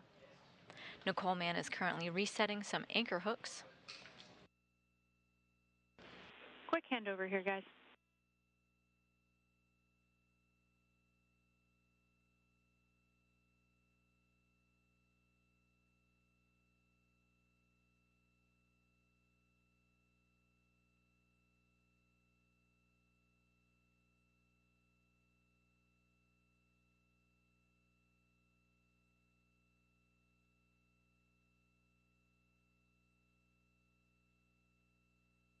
So these anchor hooks were initially set when heading to the mod kit work sites for the first half of the installation of this mod kit. Now they need to reset them to a different location in order for Nicole Mann to reach the port side to grab the portable foot restraint from the port 6 truss.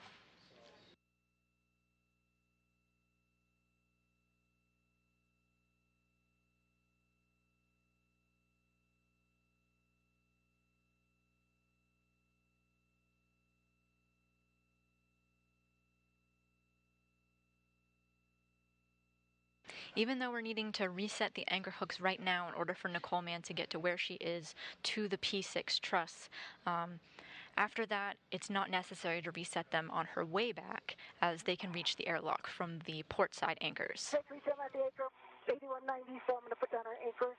Okay, perfect, Duke. Yep, just nadir of mile marker 8190. You're looking for S0, handrail 3530.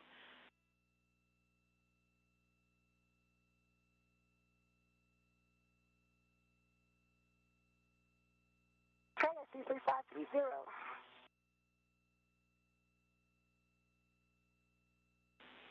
And you'll be putting your EV1 anchor hook on 3530.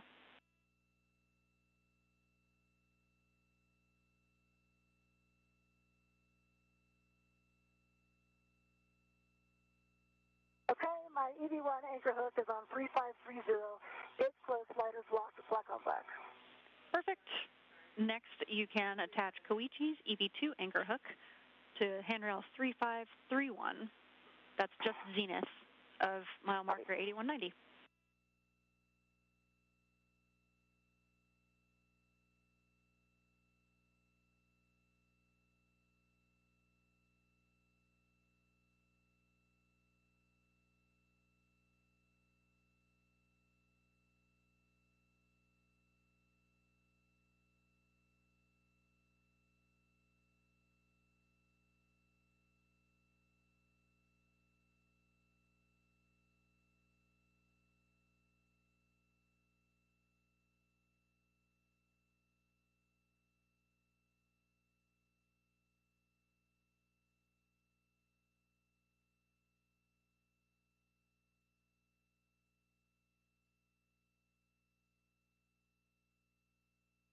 Okay, EV2's anchor hook is on 3531.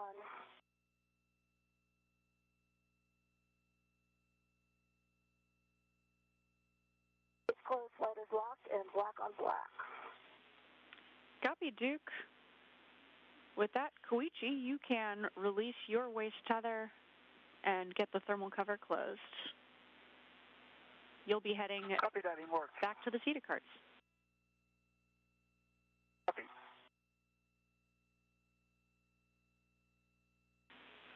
Duke, next for you, you'll be continuing outboard, translating to the APFR in P6 with 17. Okay. Get all cleaned up here. And Nicole Mann is on the move after completing another item on her checklist of resetting these anchors. Again, these anchors were originally set as a way to get them to the 1A work site where they were working on this mod kit, this support structure that they've been building for these 2 spacewalks. But in order for her to do this task of going out to the Port 6 truss at the far end of the space station to retrieve this portable foot restraint, they needed to reset these anchors, put them in a different position so she could get out there. Outboard on phase 1, crossing the Sarge, and dropping your green hook at P4, handrail 5111. Okay, I'll check in with you when I cross the Sarge. Perfect. Perfect. Is properly stowed to close the thermal cover of the airlock.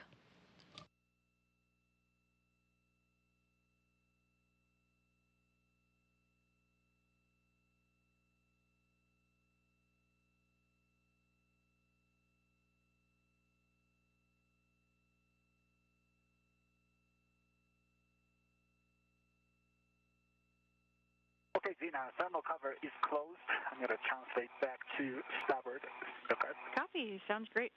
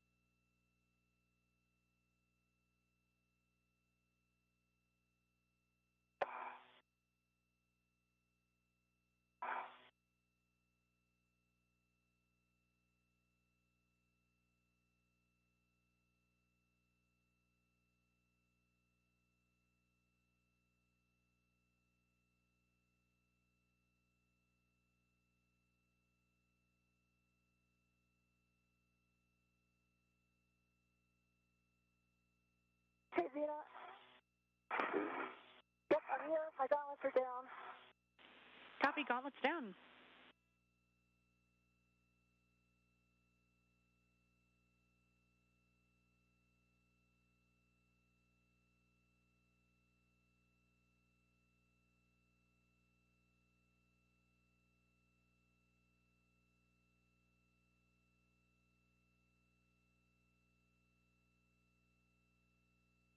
All right, can you give me that green hook again? That's going to be P4, handrail 5111.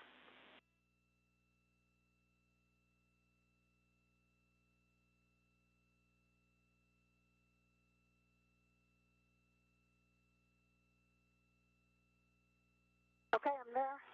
Dropping my green hook. Copy.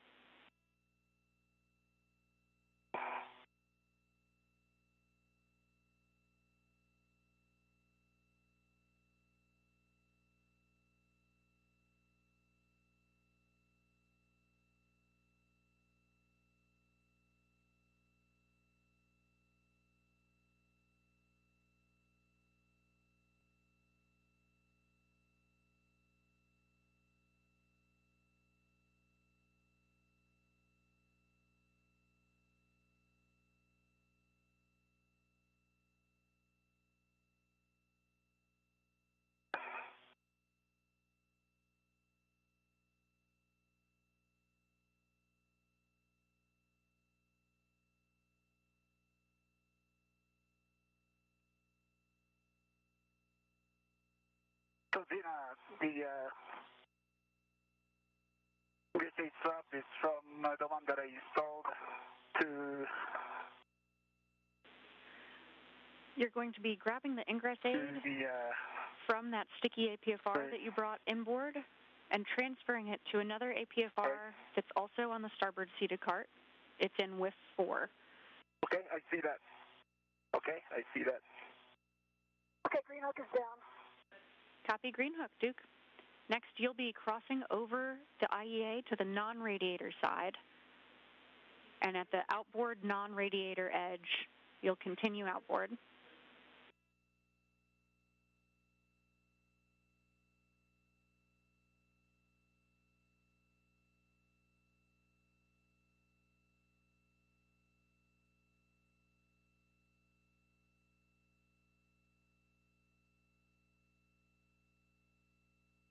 Okay, I'm at the edge. I don't see a radiator. I'm headed outward.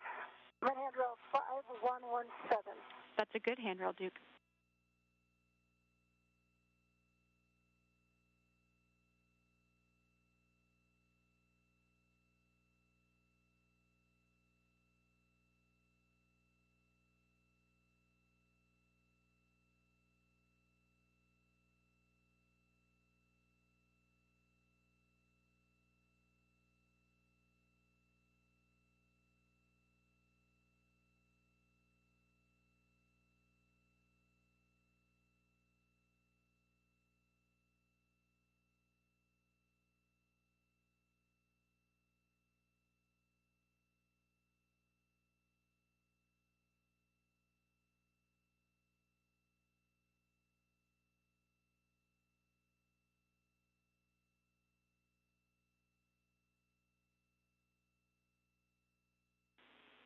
Koichi, once you get the ingress aid, you can take the wire tie from the ingress aid and stow it in your trash bag. And then you'll install it on the APFR in WIF 4, it being the ingress aid. Copy that. Copy.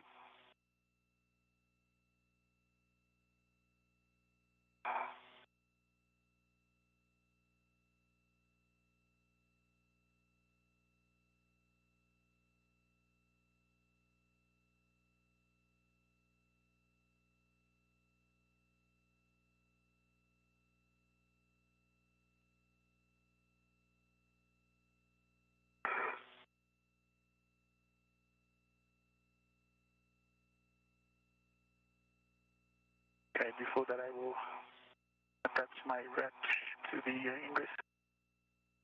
Copy, Koichi.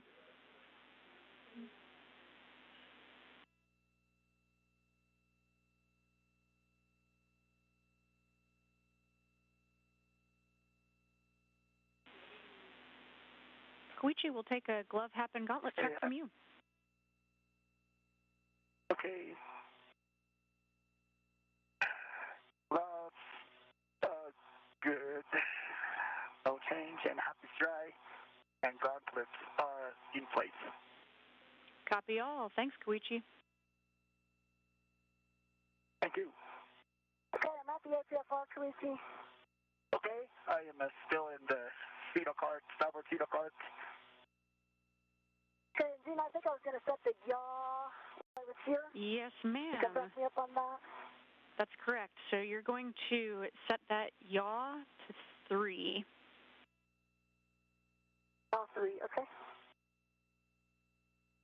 And we'll take a glove, hat, and gauntlet check from you as well, Duke. Okay.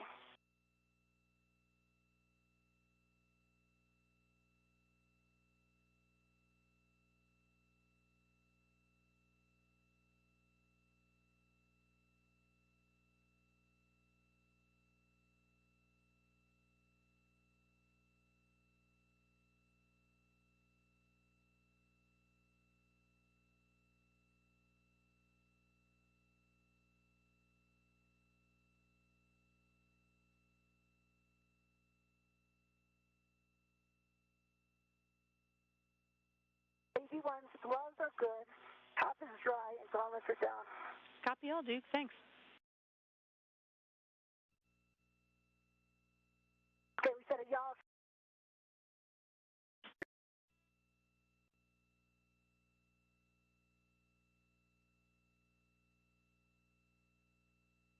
Okay, yaw is reset. Copy. You can retrieve that APFR and stow it on your BRT. Copy. Hey, Gene, I retrieved the wire tie from the ingress aid. I'm going to put it in my trash bag. Copy, Koichi.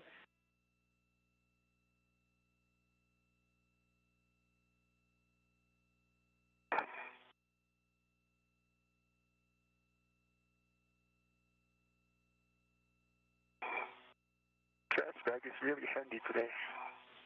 Yeah, no kidding.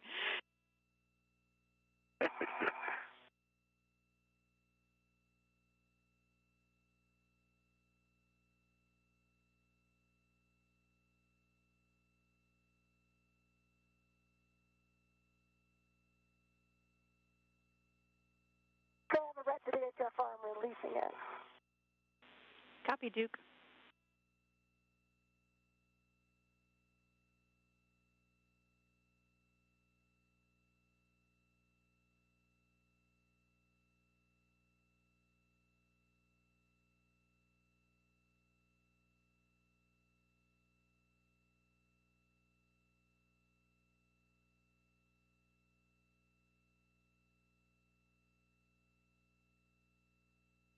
Oh, and this has an ingress aid. Let me get that cleaned up first. I didn't Copy, see that Duke. earlier. Getting live views of mission control here under the direction of Flight Director Chloe Maring. She's consulting with the spacewalking team behind her, We're 10 seconds from a quick handover. getting the rest of the tasks planned out for this spacewalk. We are 5 hours and 30 minutes in.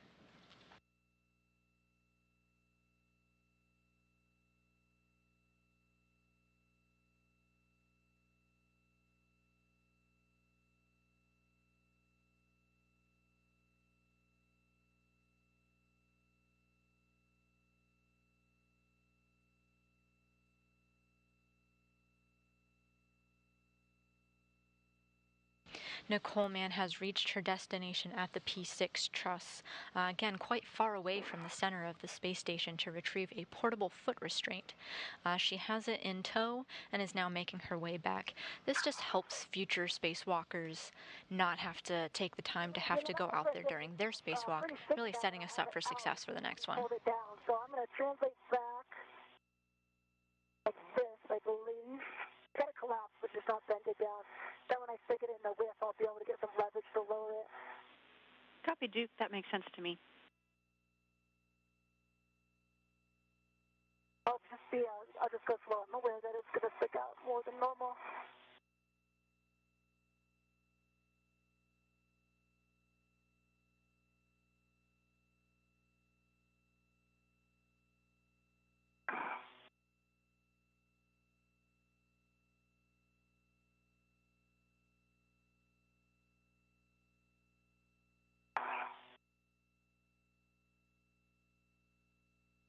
We've got our live views back. On the left of your screen, you see NASA astronaut Nicole Mann with that portable foot restraint.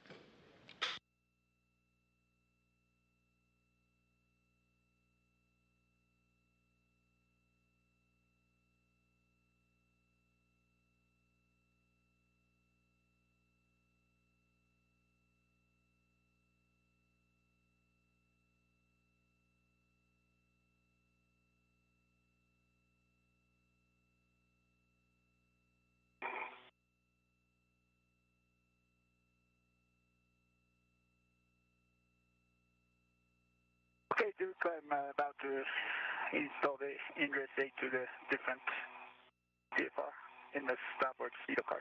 Okay, I just picked up the APFR. I'm about to head back inboard. Okay. Koichi Wakata is also setting future spacewalkers up for success.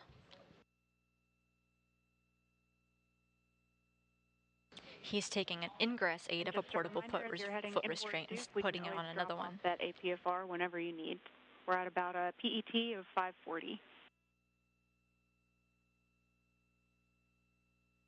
Okay, doing good right now. Fortunately, it's not a bad translation, but hopefully this guy doesn't swing too much. I'm going to take it slow. Copy all, Duke. I like that plan. You did a great job with that translation on the way out.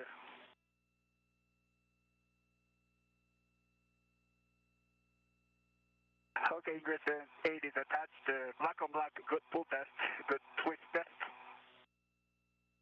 I'm going to attach the new wire tie on the APFR ingress aid. Copy, Koichi. That's a good plan.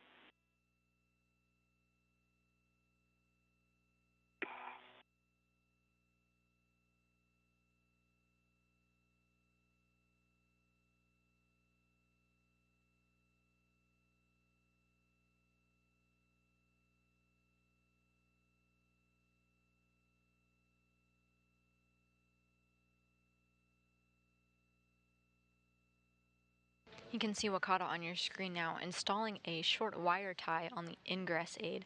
This ingress aid goes onto the portable foot restraint, kind of helps the spacewalkers get their feet into it.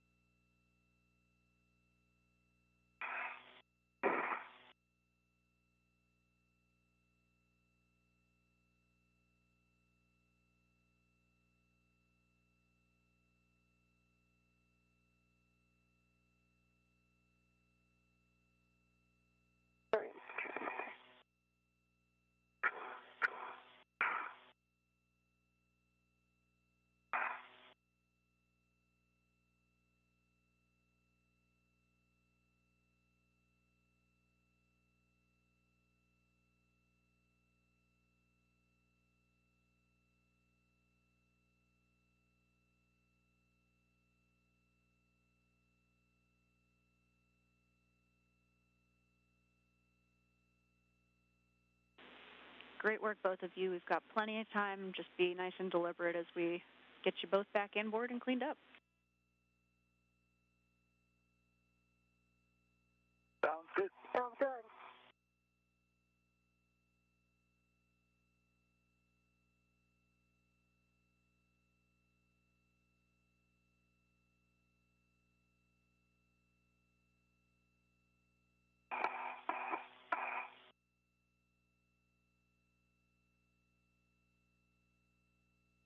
As our spacewalkers complete their last tasks of the day before cleaning up their work sites and heading back into the airlock for a job well done. If you have any questions about what you've been seeing today, go ahead and put your question on social media using hashtag AskNASA, and we'll do our best to answer on air.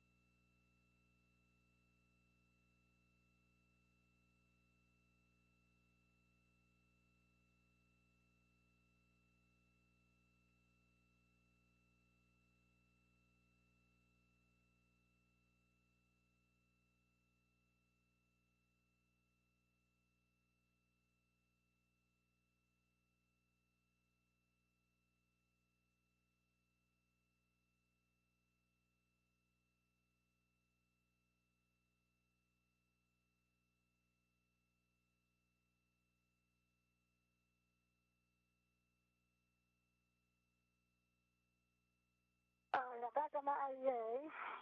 Okay, I'm still in the starboard zero cart. Okay. Copy you both.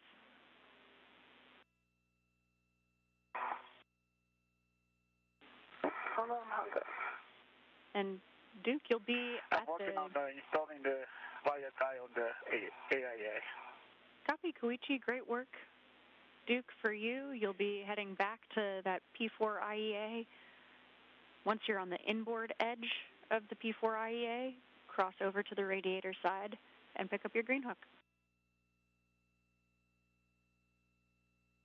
Great, sounds good.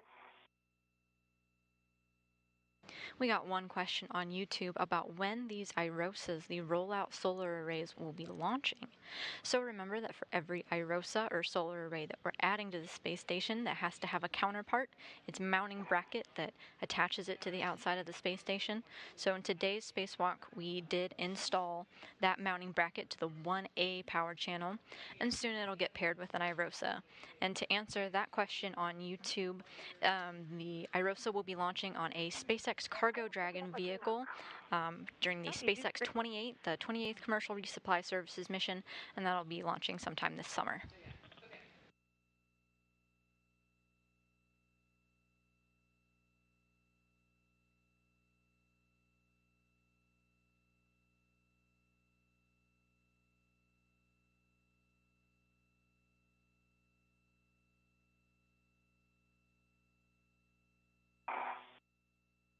Okay, 3 twists at the bottom of the interface attachment. Copy, Koichi. On the wire tie, I'm going to tuck it underneath the AKFR. Copy, that's perfect. And after that, looks like the ingress 8 is already tucked pretty low profile.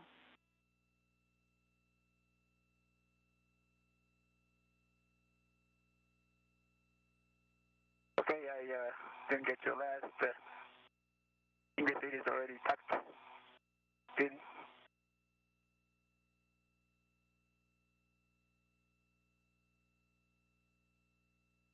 We got another question, this time from Twitter from Mike Washington, who asks about the total duration of the spacewalk. We're 5 hours and 43 minutes in so far. Our spacewalk began at 6:45 a.m. Central Time. We expect it to go up to 7 hours. Pictures of the sticky APFR. If you could just get some eyes on, get some good photos, see what you can see. Sticky, okay. Yeah, Copy. maybe we'll discover something about that sticky pitch. Copy that.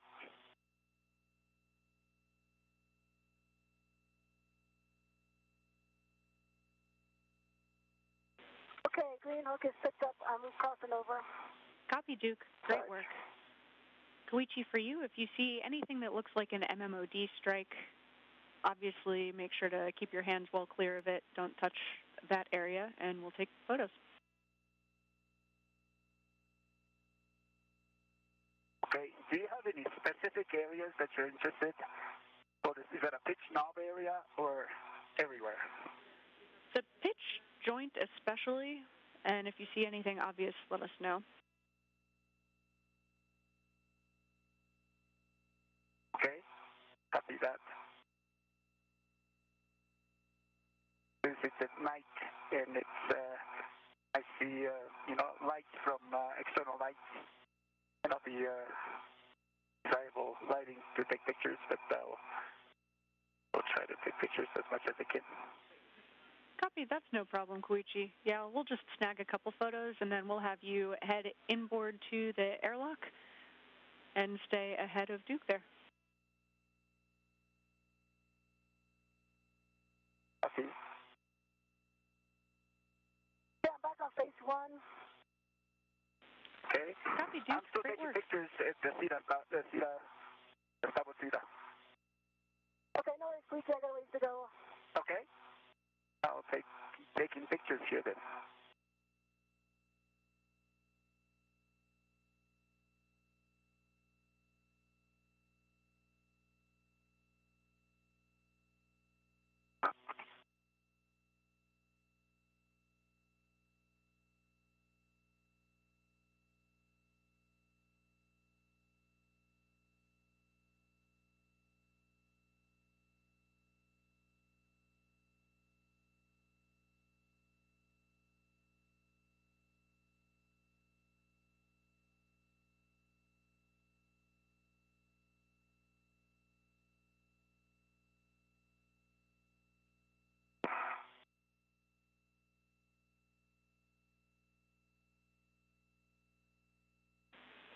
You can see spacewalker Koichi Wakata there acting as photographer. He's documenting this sticky portable foot restraint pitch joint. Gave them some trouble during the last spacewalk, so he's getting documentation so our ground teams can take a better look at it.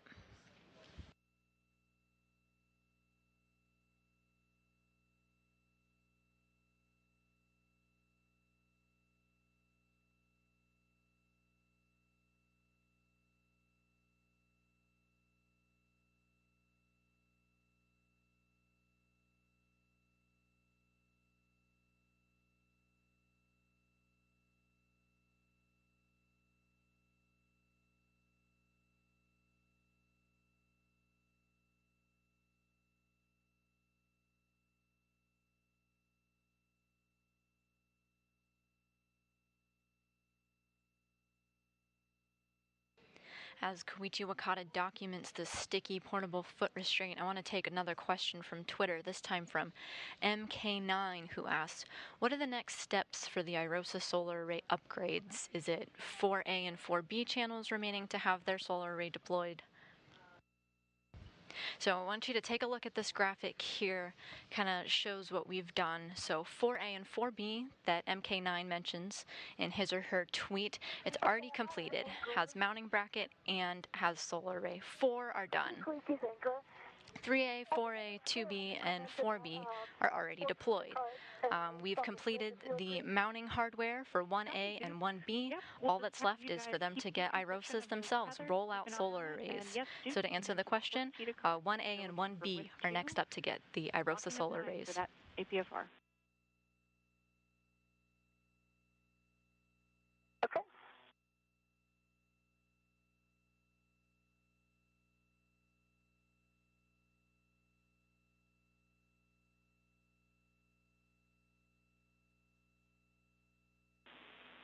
And correction on that clocking, Duke, that's 8, not 9. Yes, 8, thank you.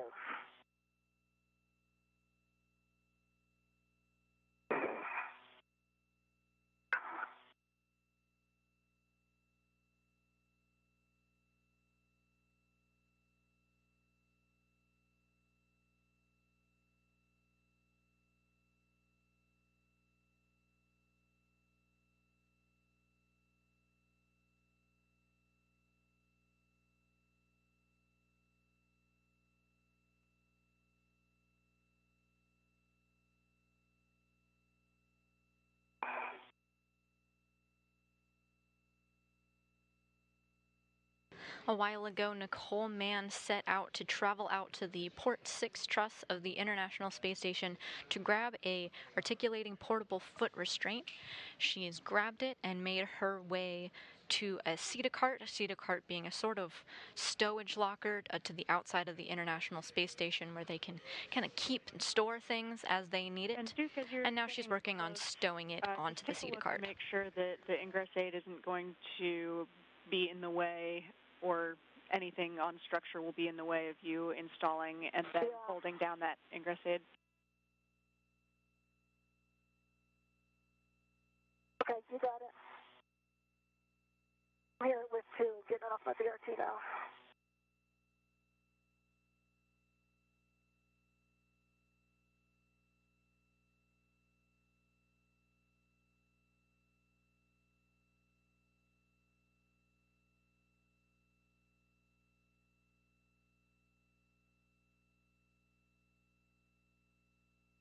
Yes, Dean, I'm still trying to go to the other side of the AP to far for the pitch joint. Copy, Koichi, no problem. We've got a great camera view of you, looking good. Okay. Okay.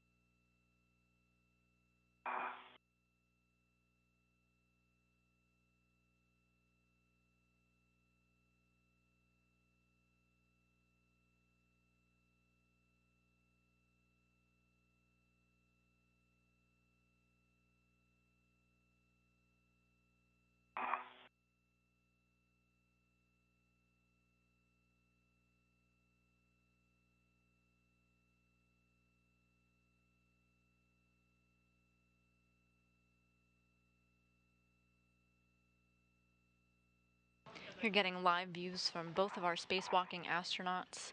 We're midway through an orbital nighttime outside of the International Space Station as it flies over the coast of Somalia. It looks like 8 is going to be good with the ingress aid, and then I'll be able to hold it down. And Koichi, if you check... Stand by. Very good. Koichi, we were tracking possibly a wire tie that may have come out of your trash bag. Not sure if you have eyes on.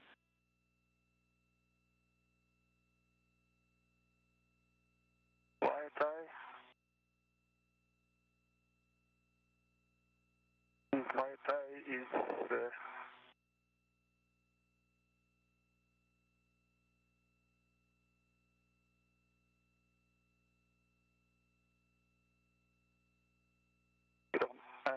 there's one wire tie in the.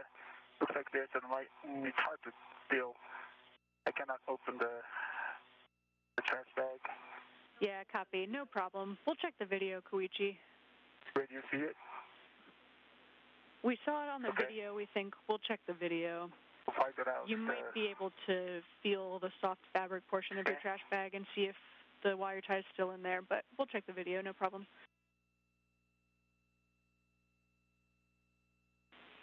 And I can feel some wire type looking thing inside a trash bag. I can feel it through the gloves. I think. copy, Koichi. It's really difficult to tell. Yeah, no problem. We'll check the video, Koichi. Okay, and I took several pictures on the other side of the pitch joint. Any other areas? Checking.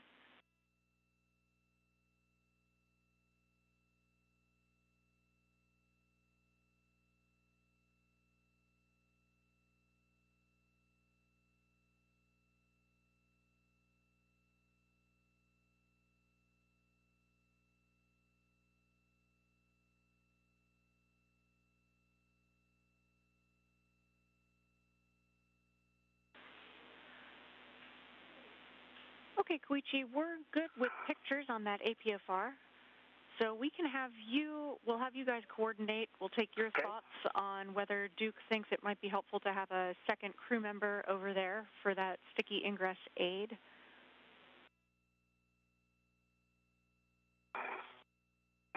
Okay. Okay. Rather that, I'll go to the port side. Yeah, so I got it. Then unfortunately it's in 9, so I just need to reclock it over to 8, and then I can get on that ingress aid. Okay.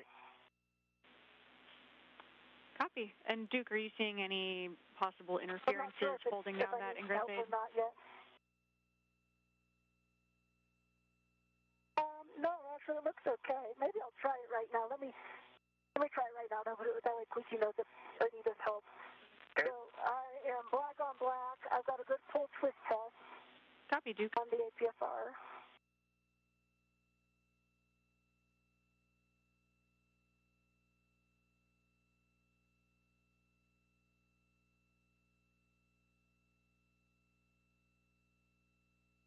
And should I already head that way? Okay, it's coming down fine, Koichi. Okay. Because this load was just difficult, so this is working out fine. Okay, great.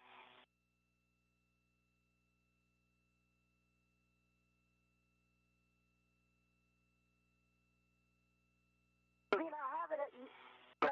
You wanted an 8, or is it? A-firm, 8 would be great. Yep. Eye interference.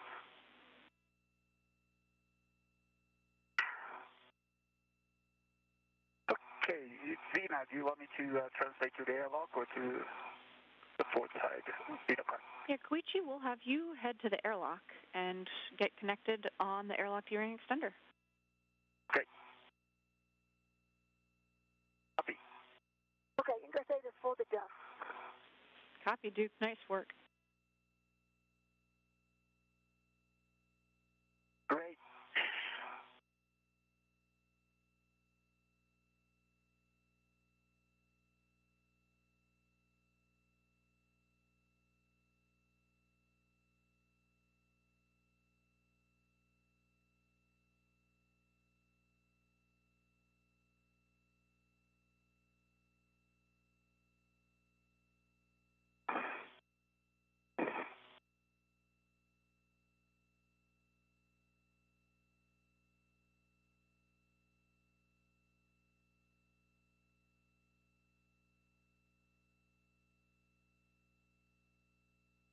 Okay, Zena, then I don't need to push the pedals of the pseudocraft here. Is that right? Negative. We'll have Duke do that on her way in, so you can head to the airlock.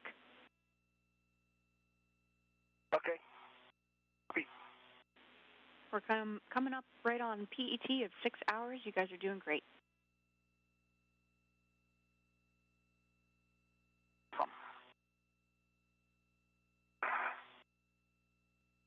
This is Mission Control Houston, live with coverage of our spacewalk today. We're nearing the 6-hour mark. Our spacewalkers are wrapping up their tasks for the day. Copy, Duke.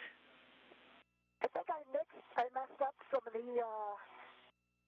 what are the other settings? I know Foxtrot, I think it's 12 and 3. It'll be Papa Papa Fox 3.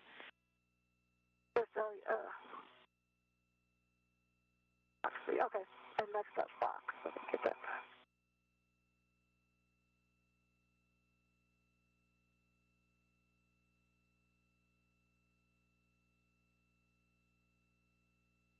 Okay, Duke, then I'm going to head my way to the airlock. Okay, Quickie, and I'll be right behind you. Copy.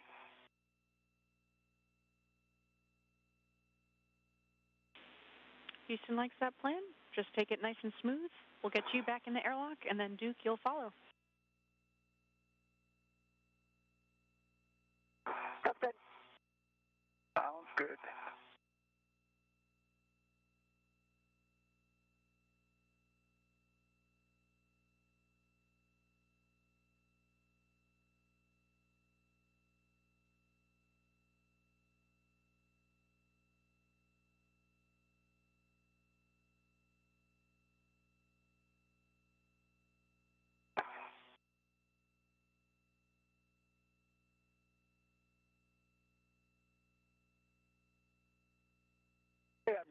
on the Cedar Spur.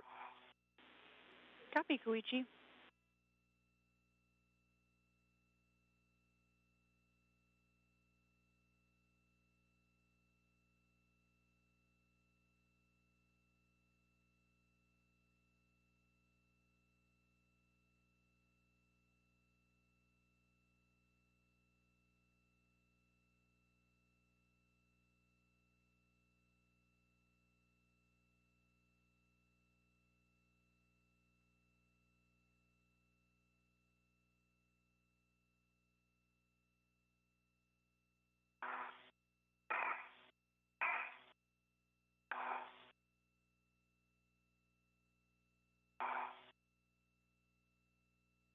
NASA astronaut Koichi Wakata making his way back into the airlock.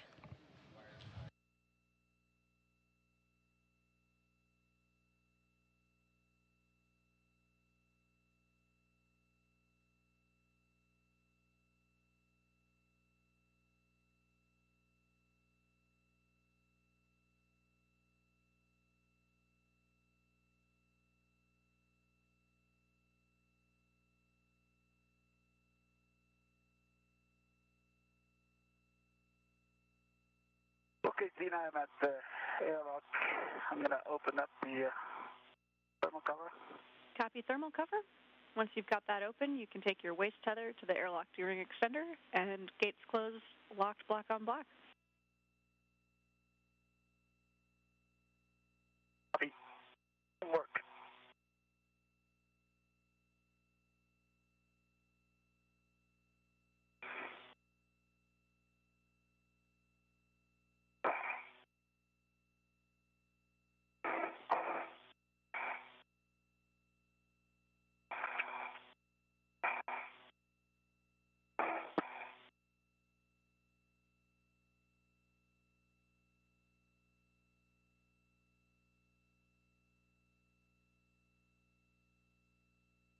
My tether wrapped around my leg here. I'm just troubleshooting that. Copy, no problem, Duke.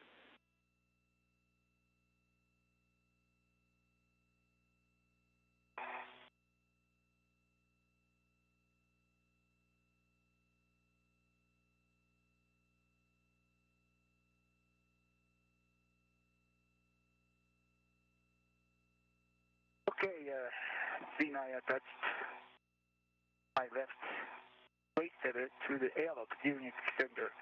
Gate closed, hook locked, black on black.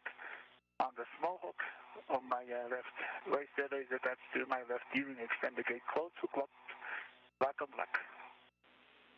Copy all. That's a great config, Koichi. We'll have you hang out there for just a moment. Okay. Copy.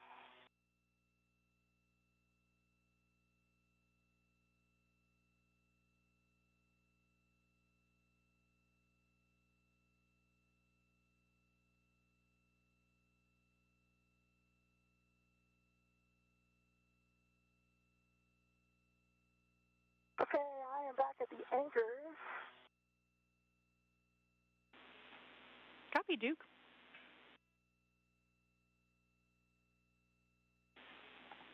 Okay, Duke. We've got a good load path through Koichi. You can ret to Koichi's anchor hook. That's on handrail 3531, and move it to your waist tether. And we'll look for both hooks, gate closed, lock, black on black. Copy. Now 6 hours into our spacewalk today, our spacewalkers wrapping up. They're getting ready to ingress or get into the airlock. Earlier this morning at 6:45 they egressed. Now they're going back into the airlock to complete their spacewalk.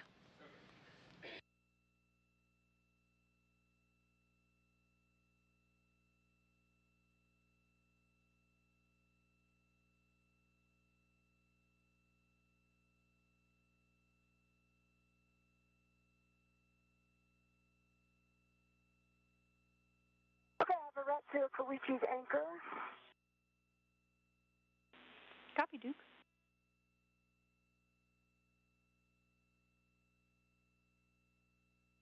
Nicole Mann, this is her point of view right now, configuring her tethers to also go inside the airlock.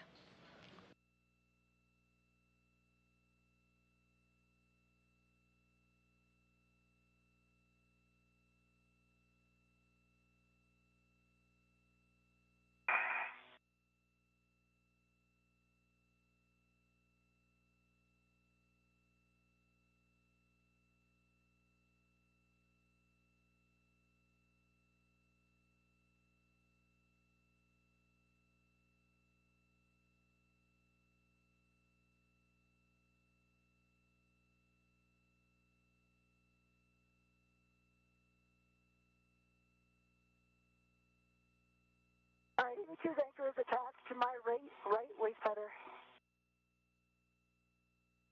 Both gates closed, the sliders are locked at black on black. Copy, Duke. We'll also have you check the other end of your waist tether for your small hook. Okay, and I've released my rat to his. Copy.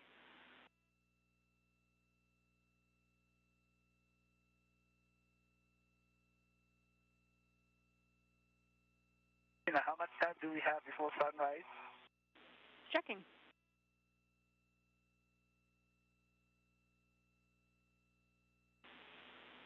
Koichi, you've got about 5 minutes until sunrise. Okay, copy that. Thank you.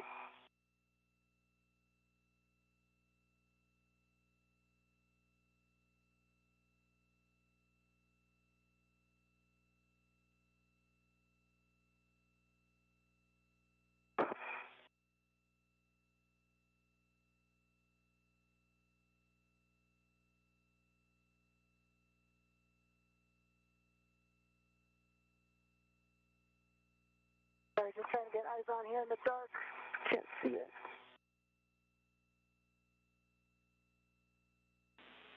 Copy, Duke. We're great on time. Just be nice and deliberate here.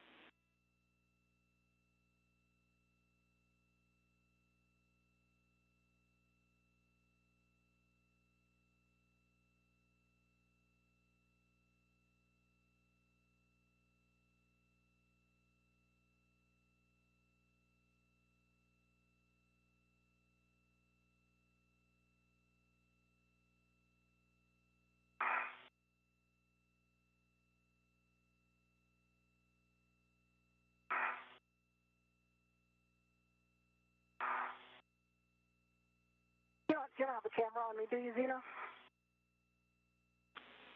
An external camera on you, Duke? Yeah, can you see me?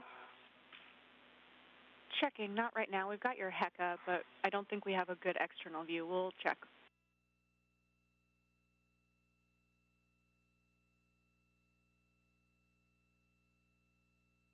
Okay, I think that D-ring extender is going behind my leg, and that's why I can't pull it up far enough to see. Copy, Duke. Let me try something else here.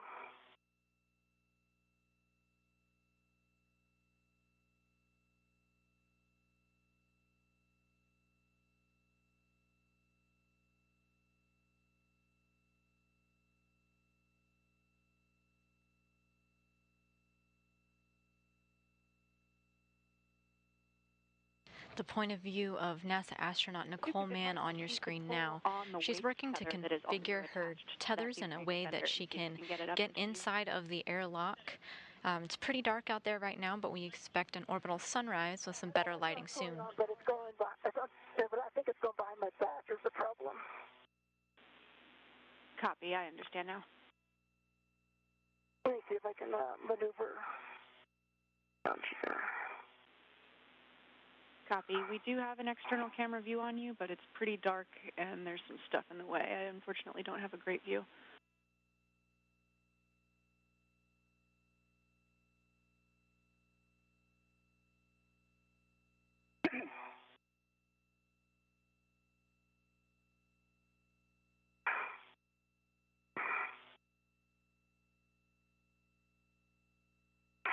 Yeah, I can see it on my leg. Unfortunately, I just don't know which direction to turn.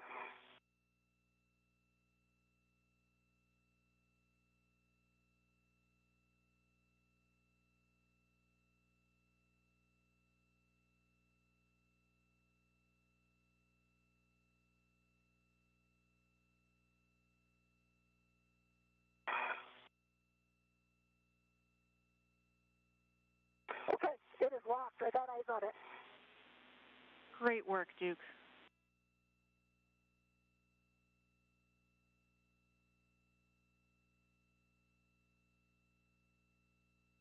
Passing the 6-hour mark on our spacewalk today, about 6 hours and 10 minutes as our crew works to get back into the airlock. Just before both Nicole Mann and Koichi Wakata had completed their tasks, Duke, or Nicole Mann, was tasked with going way out to the Port 6 truss and retrieving a portable foot restraint, bringing it a little bit closer. ID-ring extender. Copy. Meanwhile, Koichi Wakata had relocated a portable foot restraint ingress aid, swapping it out with another one, and put that on its CETA cart for future spacewalking use. I have my anchor, and it is stowed. Great work. Awesome job, Duke. You can start translating back to the airlock. Reminder to depress the CETA cart brakes. You'll press the starboard CETA cart brakes and the port CETA cart brakes 2 times each on your way in. Okay, sounds good.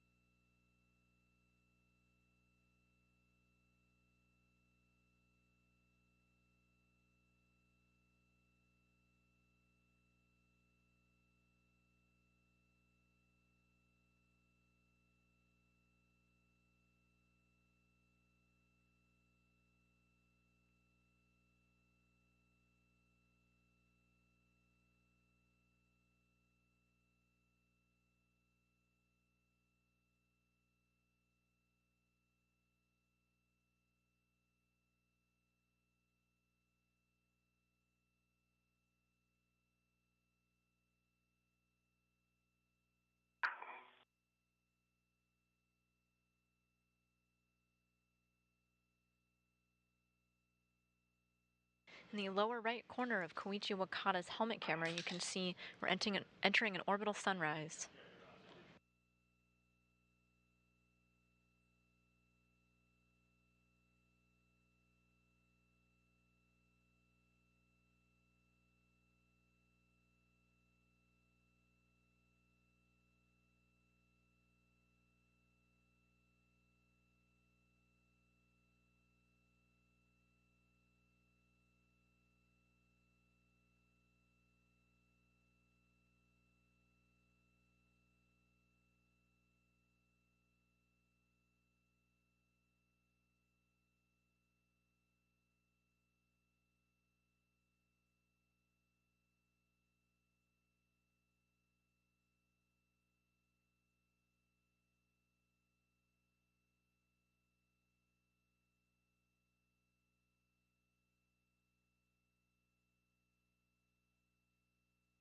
Okay, there's 2 presses on the port CETA cart. Big handle. Pedal. Copy, Duke.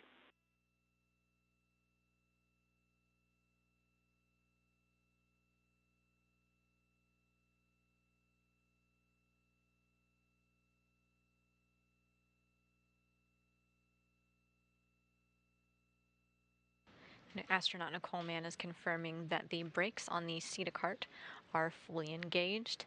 After that, she's going to stow her strut bag. If you remember at the beginning of the EVA, they had to bring out the mid-strut to finish installation. So she's stowing the empty bag back into the airlock before she gets in.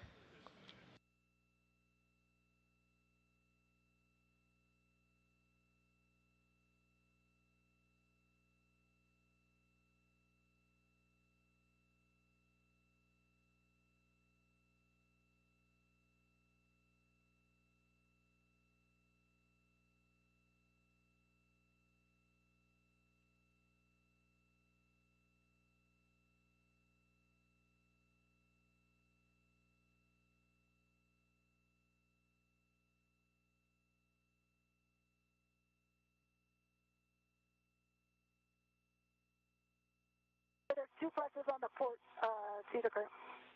Great job, Duke.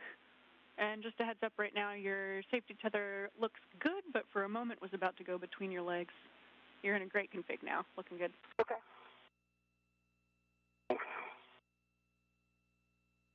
Freaky, I'm coming down to see the spur. Okay. I see you.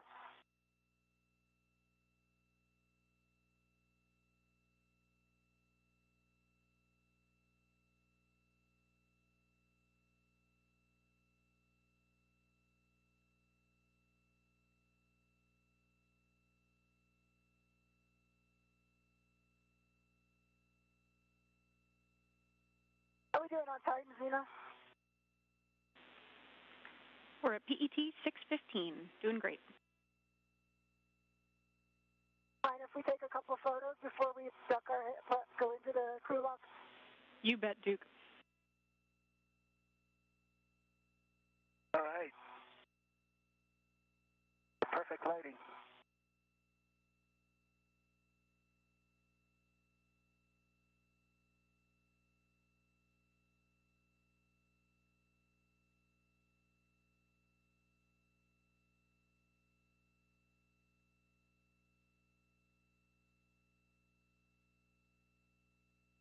Stay there, Duke.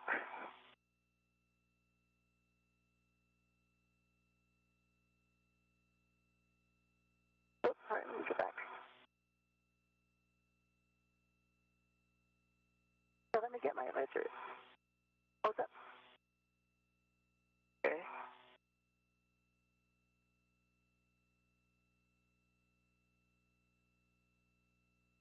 Another one.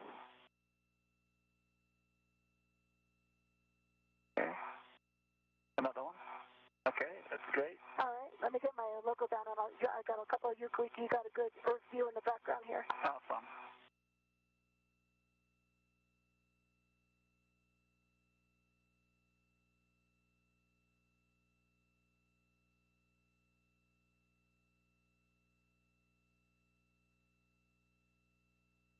Translating really quickly there. I thought it was on the seat area. It wasn't bad, because Yeah. it's just a straight shot. Yeah.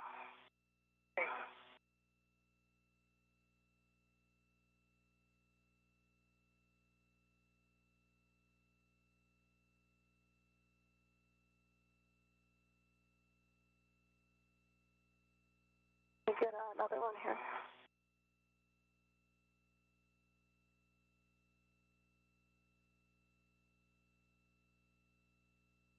How thickness is it? Yeah. Was it caught on it? That's what it was. Okay.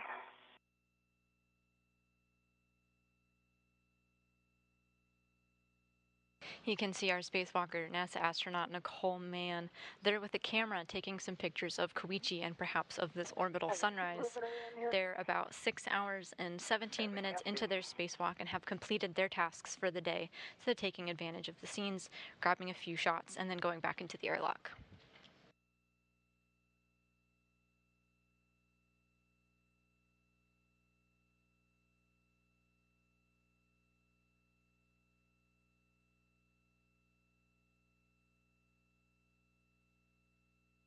Like a visor up? All right. Like this? Okay, and then Visor up? All right. All right. Well, hold on, I didn't get that one.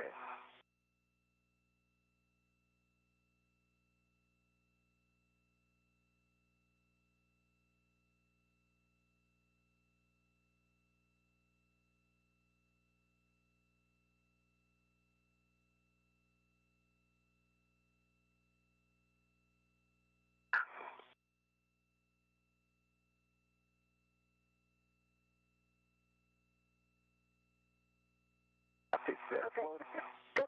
Good. All right, let's go in. All right, let's go in.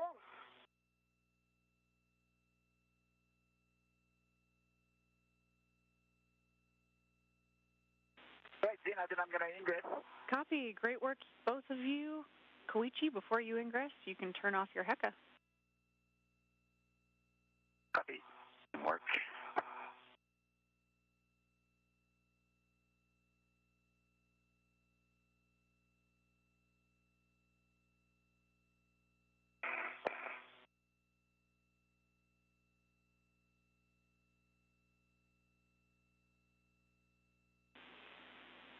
And Koichi, since that assembly is a little bit loose above your head, if Duke needs to help push the button, that's totally fine. Yeah, that's probably better. Duke, could you push it? It's kind of loose.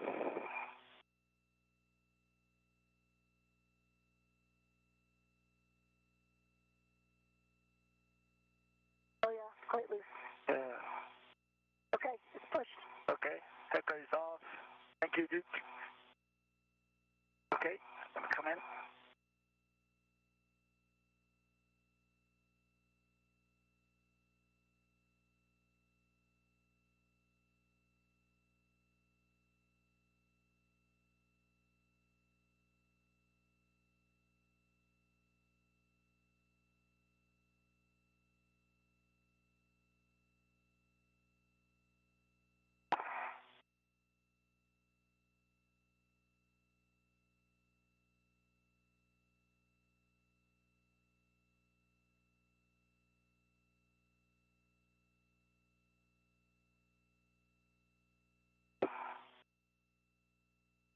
Okay, I am in.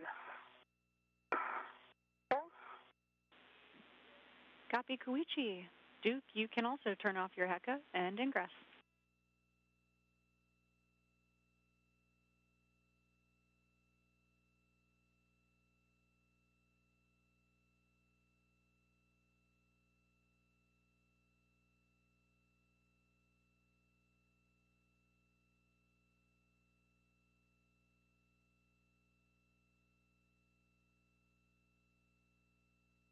All right, Koichi.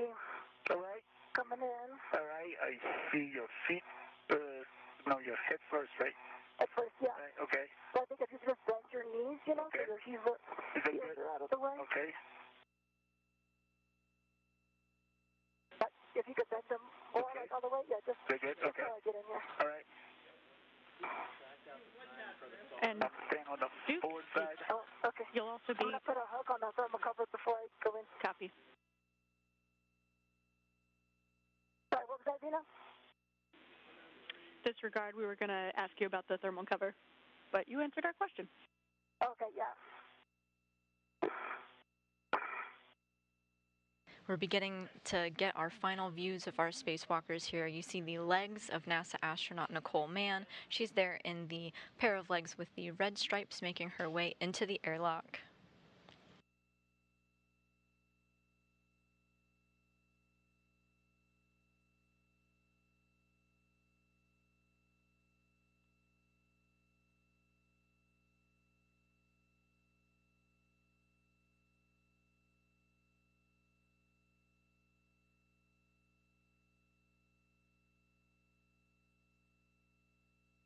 All right, now I'm coming in, Koichi. So now just bend your knees. Okay, I'm bending my knees here.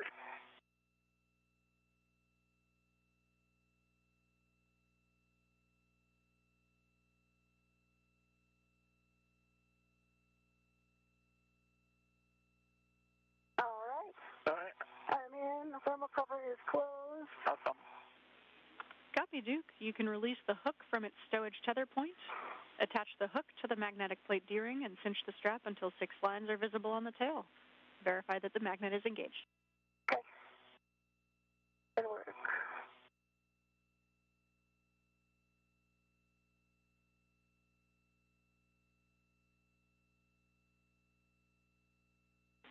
Koichi, you can start working on your SCU while Duke is working on the thermal cover. Remove it from its stowage pouch, remove your DCM cover, and connect the Copy SCU to your DCM. Copy, in work. Copy.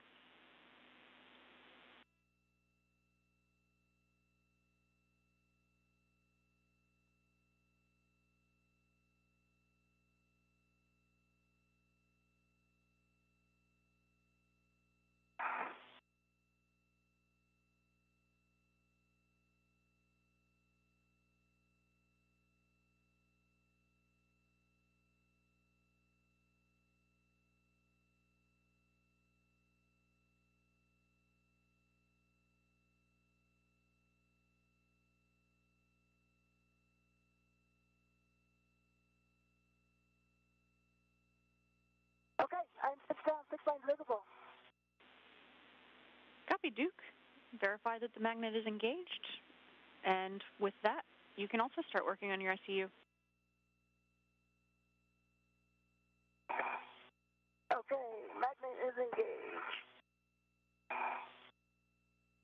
Nicole Mann chatting with our ground IB Zena Cardman today about releasing hooks, using D-rings, magnets. This is all in an effort to close the hatch thermal cover. This is the outermost part of the hatch, and it looks like she's successfully completed that step.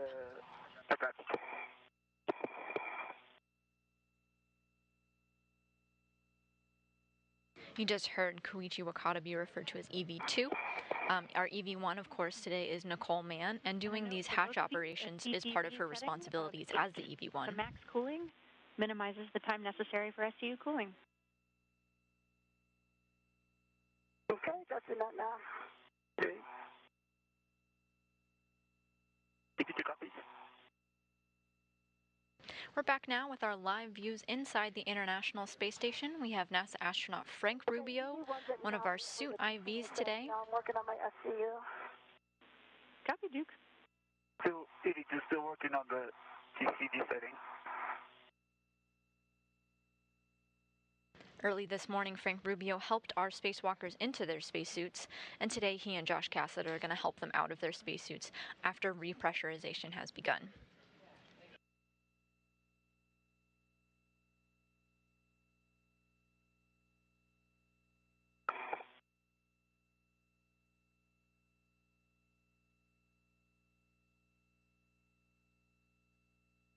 SCU attached for EV1. Copy you both. I'm still working on the TCD EV2. Copy.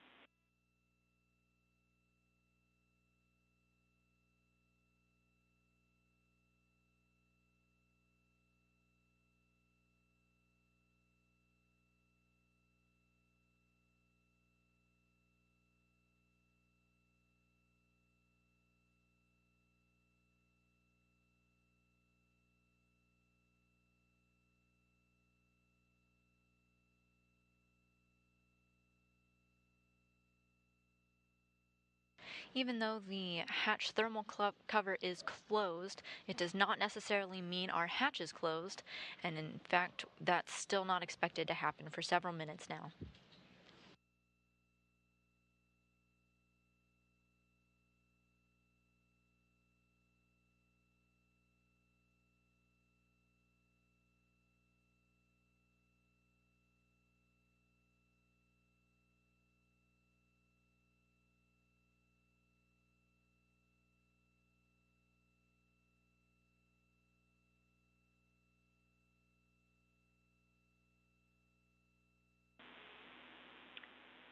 For both of you, understand you're still working the TCV setting, but for now, we'll take you, take the water switch to off. Expect H2O is off message. Copy. Okay, TCD is max cold for EV1 and water switch coming off for EV2 also. Copy you both. Water is off EV2. Copy EV2.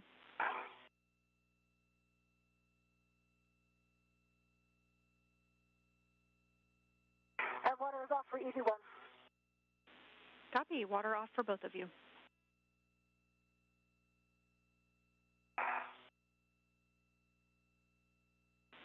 Okay, at this point, we've got a 2-minute wait until we can do any further steps. But next, we'll be working on the hatch.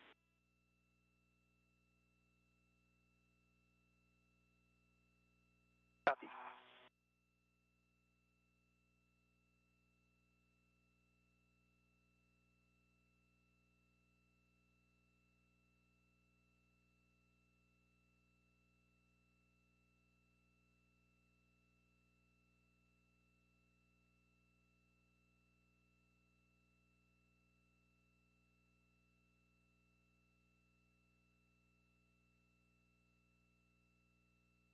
All right, Freaky, I'm just going to maneuver to get eyes on the hatch. If you could go as far Okay. as your height as possible. Okay. Okay. So this is as far as I can go to the port side, so I'm going to go up and then roll. Yeah. I'm going to try to roll too. Right. I'm going to try to roll the other way. If you're just joining us here, our two spacewalkers are just on the other side of that door, having completed what's now been a 6-hour and 30-minute spacewalk and counting. They're going through the steps to close the hatch behind them so that repressurization can begin.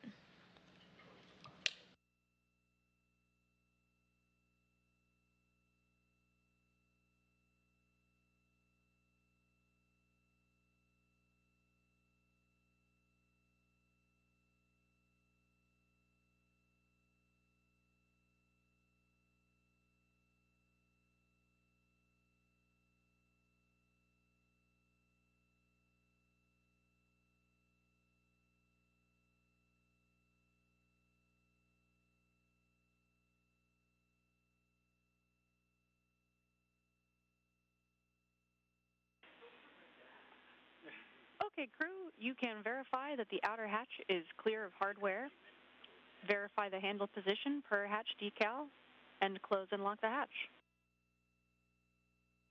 Okay, it is clear of hardware, and the handle is in the proper position.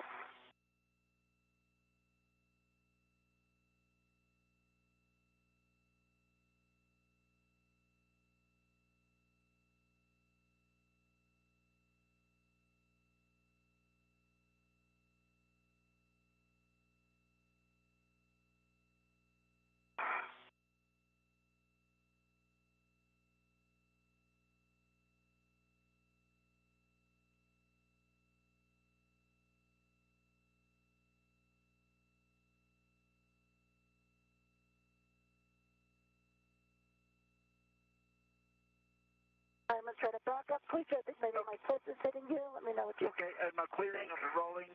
Okay.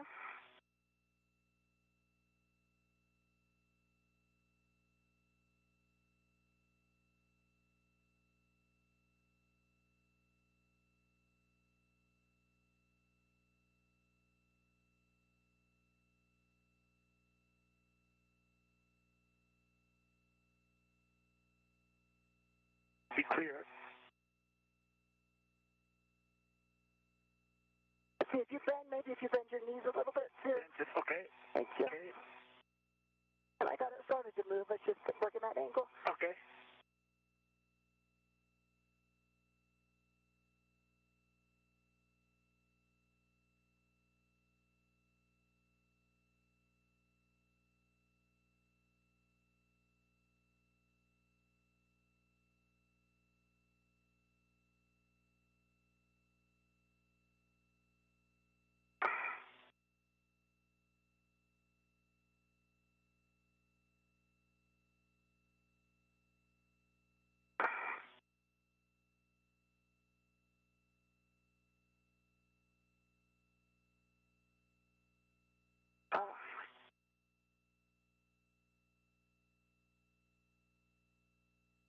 Want me to push your feet down?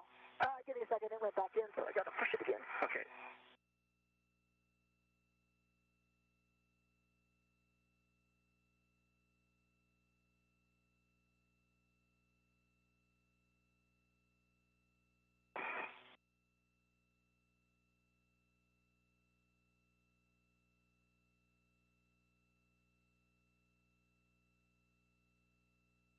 Good. I think if we go feet back. Feet back. Okay. If you can. Okay. I'm bending my feet. I'm sorry, my feet. My feet. Your feet. Feet. Feet back. Yep. NASA astronaut Josh Cassada has joined the equipment lock section of the Quest airlock. You see him there wearing the hat, speaking to NASA astronaut Frank Rubio in the bluish-black shirt. Okay, good. All right. All right. Nice job.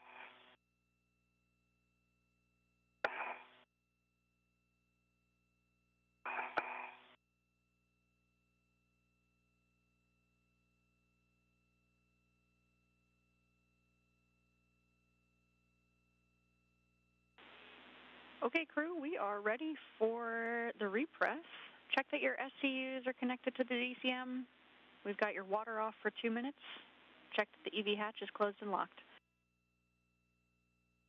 Okay, EV hatch is closed and locked. Not a very satisfying click, is it? Right. As long as it's in a locked position, it's does good. this lock go down into a detent, or does it just flip over?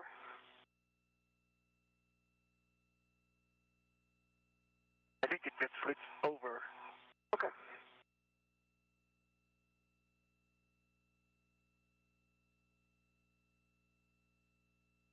That feels not moving. Okay. Just to clarify, are you guys closed and locked? talking about the hatch handle?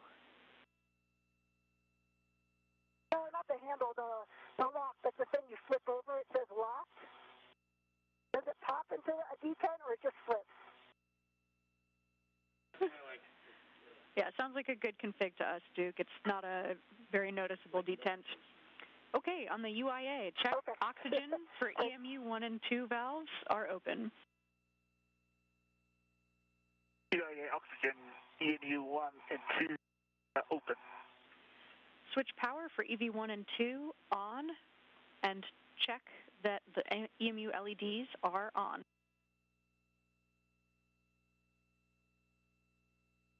UIA power EV1 and 2 are on, and 2 LEDs are on. Check power for EV1 and 2 volts are between 18 and 19. Verified 18.6 on both. Copy 18.6 on both. On your The hatch is officially closed, and Zena Cardman is now walking our spacewalking astronauts through a pre-repressurization checklist. After this is completed, repressurization can begin.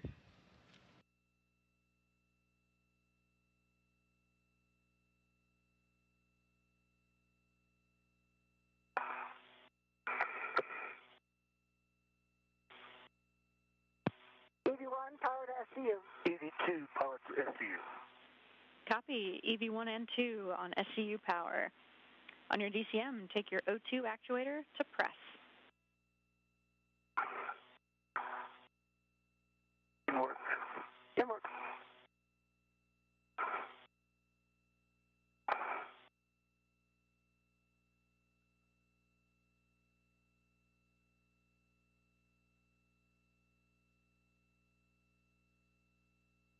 The view you're seeing now is that of Mission Control Houston in the International Space Station's flight control room. This is a view of all the flight controllers in the room under the direction of Flight Director Chloe Maring as they're working to get the spacewalking astronauts ready for repressurization. EV2 in press. Copy EV2. EV1 in press. Copy EV1 and 2 in press. Great work, both of you. Yeah. All right. Check that the EV hatch MPAD is closed. All right. EV hatch MPAD closed.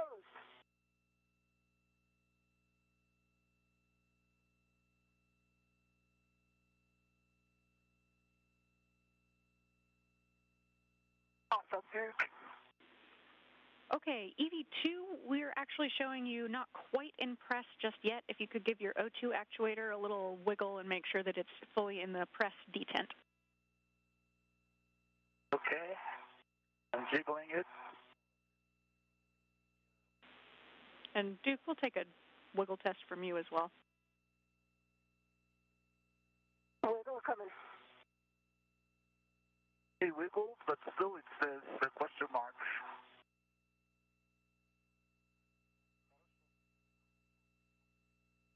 Oh, looks like it's pressed.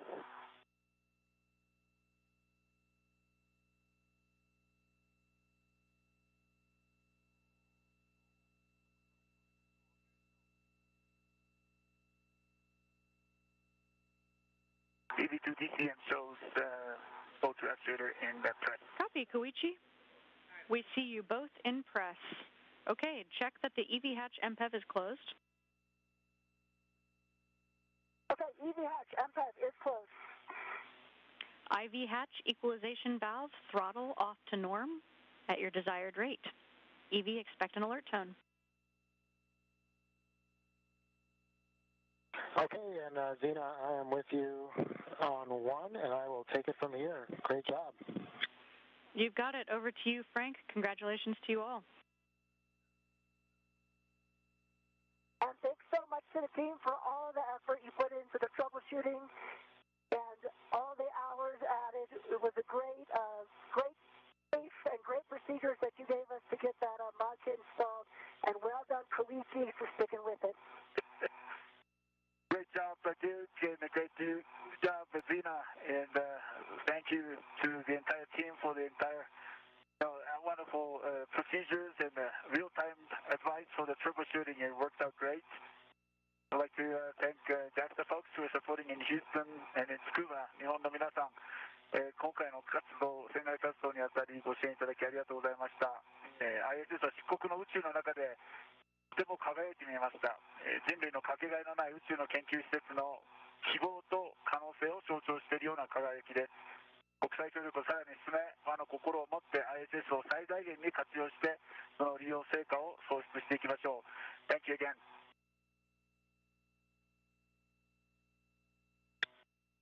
Okay, guys, welcome back. Great job out there. It's good to have you back. Okay, I'll be throttling the IV hatch valve from off to norm. Let me know if the rates works well for you. Our ground IV, Xena Cardman, has handed off her duties of talking to these spacewalkers over to Frank Rubio, who's on your screen now. He'll be continuing with the rest of the steps until they get their spacesuits off.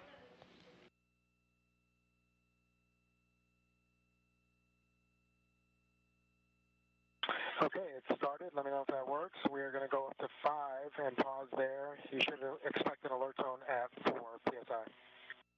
Copy. Copy.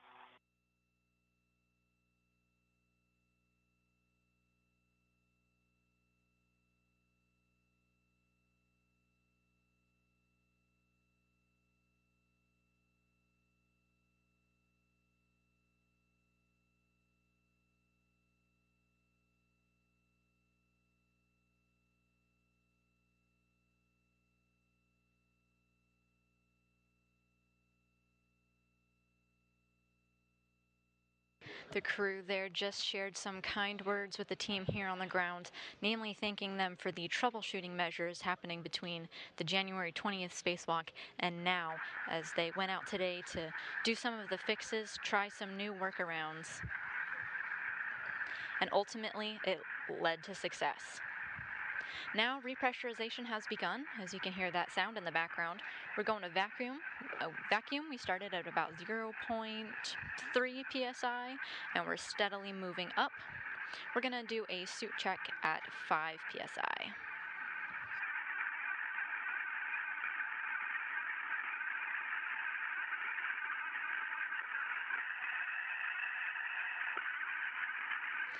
Today's spacewalk concluded when our spacewalkers turned their spacesuits off of battery power at a time of 1:26 p.m. Central Time, 2:26 p.m. Eastern, bringing their total spacewalking time to 6 hours and 41 minutes.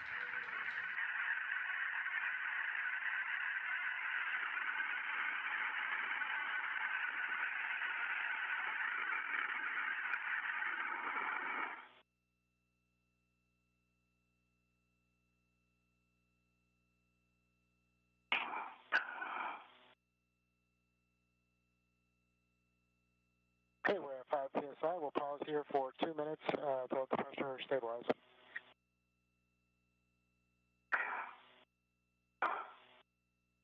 The crew lock is now sitting at just above 5 psi, where we're doing a planned hold. Make sure everything is okay before continuing back up to the pressure of the International Space Station and that of sea level here on Earth of 14.7 psi.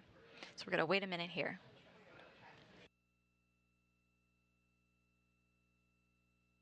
These same steps were followed but in reverse during depressurization as they prepared to get out the door. Now they're preparing to get back into the space station after their spacewalk.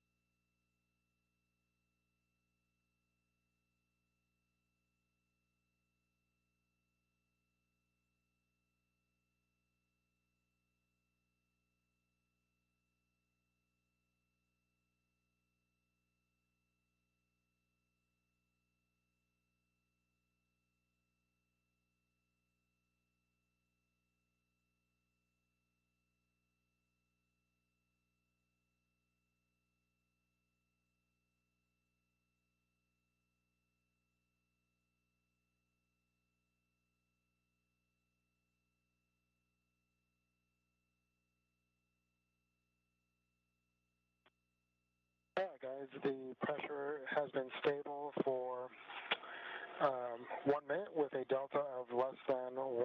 So for both of you, check switch glove heaters off. OFF. Off for EV1. Off for EV2. Great. For both of you, please check your gloves for contamination and report any noticeable abnormalities. EV1 gloves are clean. EV2 gloves clean. Great to hear. For both of you, take your O2 actuator to IV. And work. Clean work.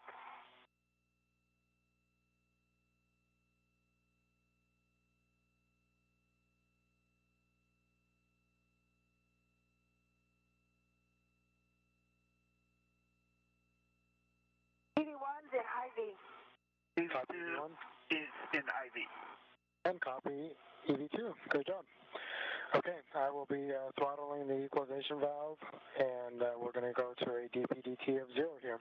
Let me know how this works for you. Copy. Starting now.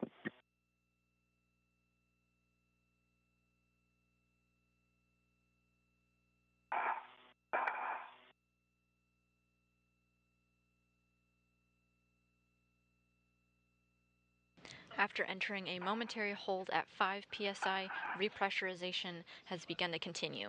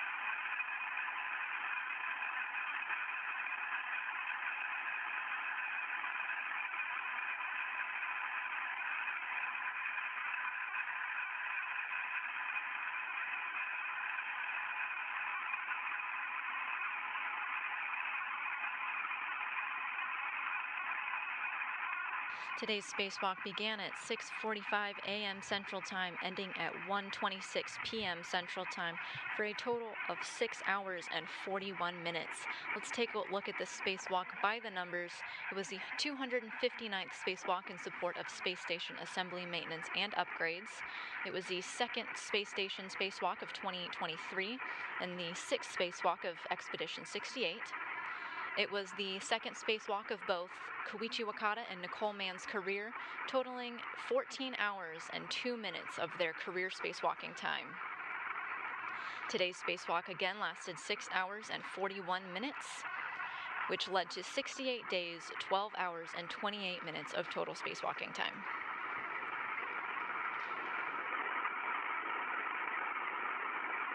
These 68 days refer to the total spacewalking time of all 259 spacewalks in support of space station assembly, maintenance, and upgrades.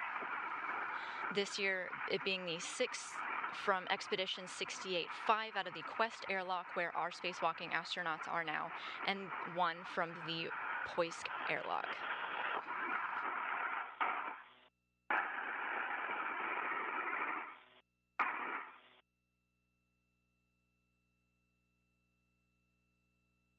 With the conclusion of this spacewalk, that brings the total spacewalking hours of Expedition 68 to 41 hours and 51 minutes.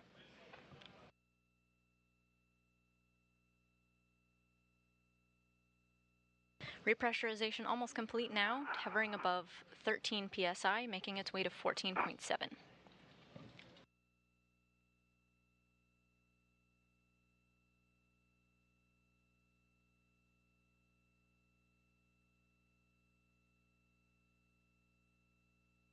Repressurization continues as we momentarily lost our view of that crew lock of the Quest airlock. You're now seeing the mission control team who worked on today's operation, monitoring our spacewalkers, coming up with troubleshooting solutions as they worked to get that mid-strut of this mod kit installed.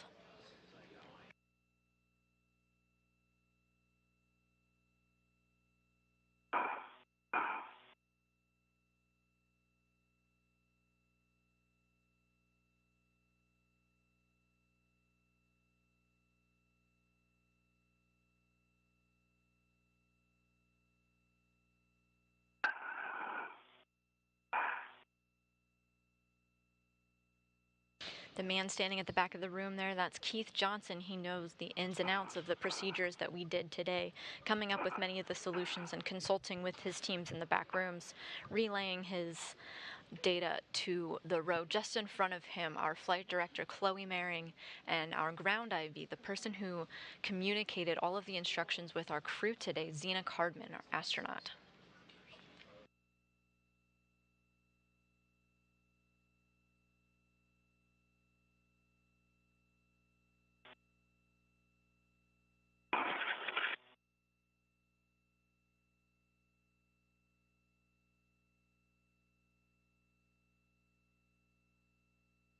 Repressurization is complete and the hatch has been opened.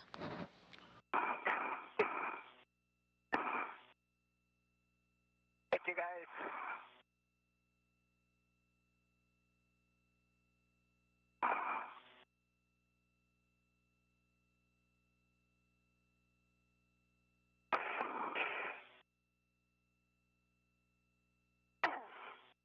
Looks like Koichi Wakata, an astronaut from Japan, is the first out of the hatch. Houston Station on 1, you have a go for step 4 of 1.240.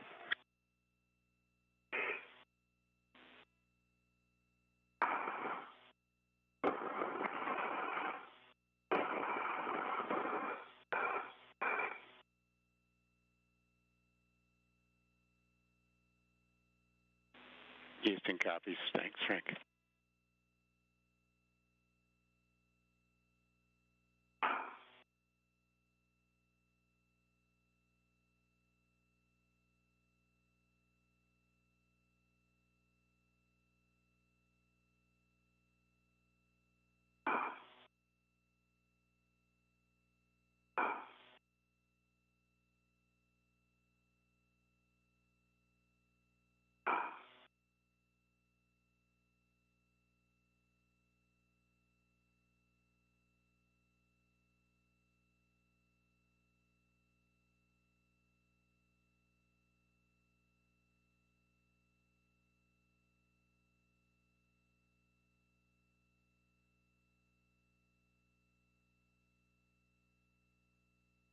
NASA astronaut Josh Cassada, you see there in the hat in the lower left corner of your screen, with NASA astronaut Frank Rubio in the short sleeves in the upper right, working now with spacewalker Koichi Wakata, getting his safer unit off, getting his helmet off. I'm going to get his gloves off as well.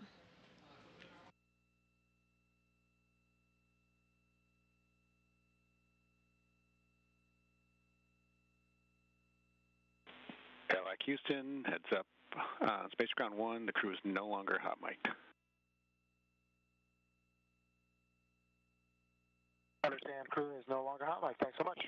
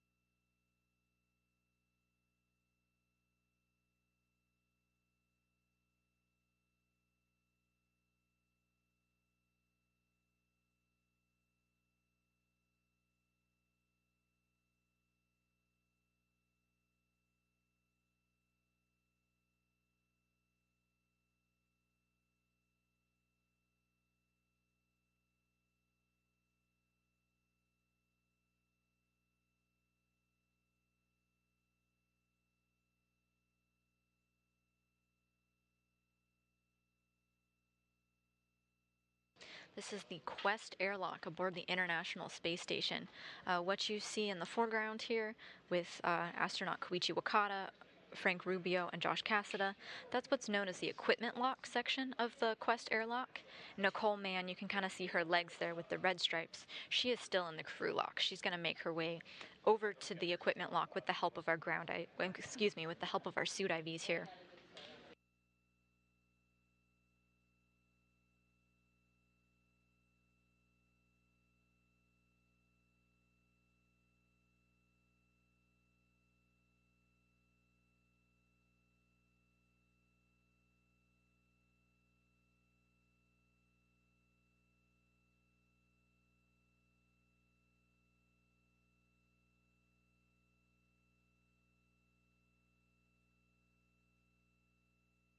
Nicole Mann's being helped into the crew lock now, into the equipment lock now.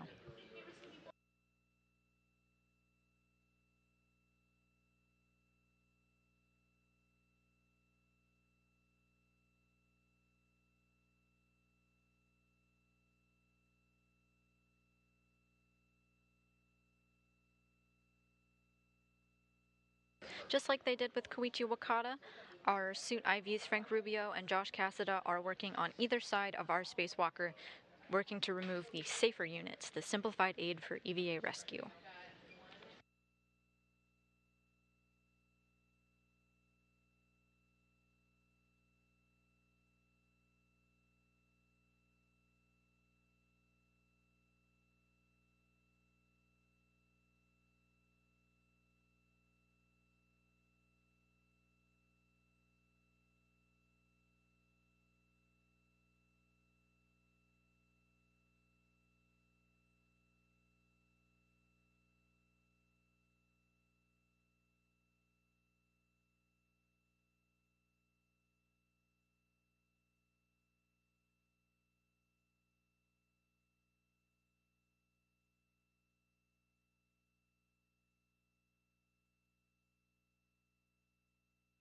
Our spacewalkers today are wrapping up. They're both inside the hatch. They've undergone repressurization and are back into the equipment lock with our suit IVs who are helping them kind of get out of their suits right now. To recap what they've accomplished today, NASA astronaut Nicole Mann and Japanese astronaut Koichi Wakata successfully installed a mod kit. This is a necessary step to set the stage for the delivery of the next set of IROSAs, or roll-out solar arrays, on SpaceX's 28th cargo resupply launch this summer in an effort to revamp the International Space Station's power channels, give it a little bit more power with these roll-out solar arrays. They began work on this structure in January and completed their installation today after some teamwork and collaboration with the team here in Mission Control. This involved work on a lower and mid-strut and wrapped up their work by tightening the bolts today, rigidizing the structure, getting it ready for these IROSAs. They went on to do some work that could save time for future spacewalkers, including Nicole Mann, who delivered a bundle of cables out to the 1B power channel. Koichi Wakata swapped out an ingress aid on a portable foot restraint that had some trouble rotating from side to side. Now, when it's used for the next spacewalk, the user won't have to spend time swapping it out themselves. And Nicole Mann ventured out to the Port 6 truss to bring a different portable foot restraint closer to the worksite for future spacewalks. We're back with our live views now. Koichi Wakata on the left and Nicole Mann on the right.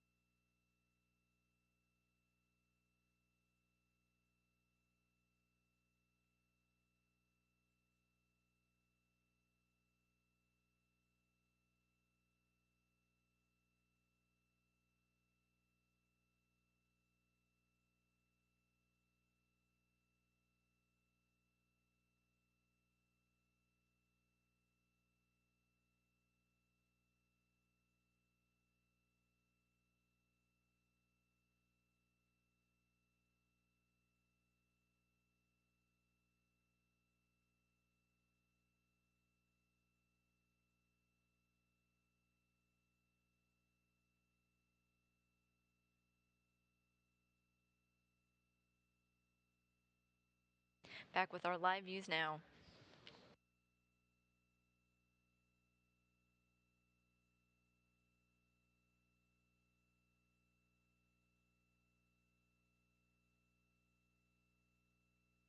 Josh Cassidy now removing the Heka, part of the straps onto the helmet, gives us some nice high-definition views of their point of view. That's Wakata that he's working on the left.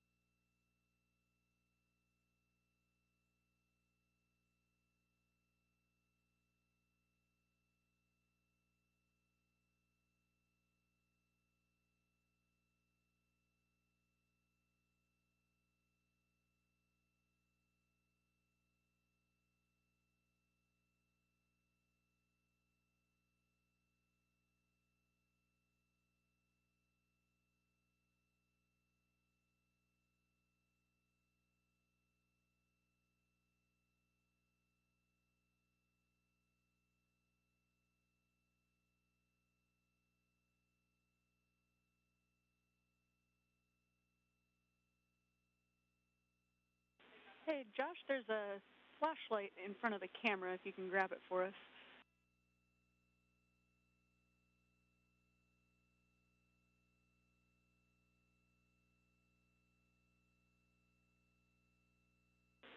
Thank you.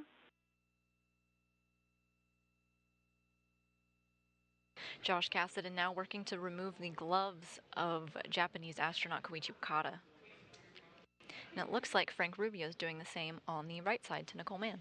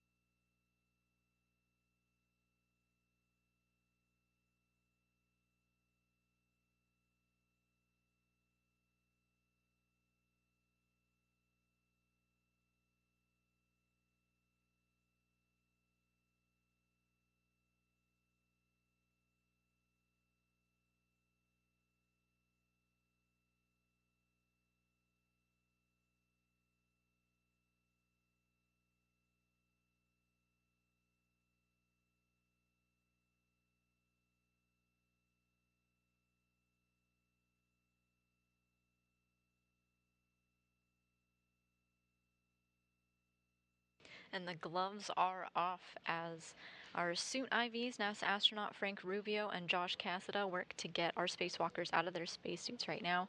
Of course, having some playful pictures taken along the way.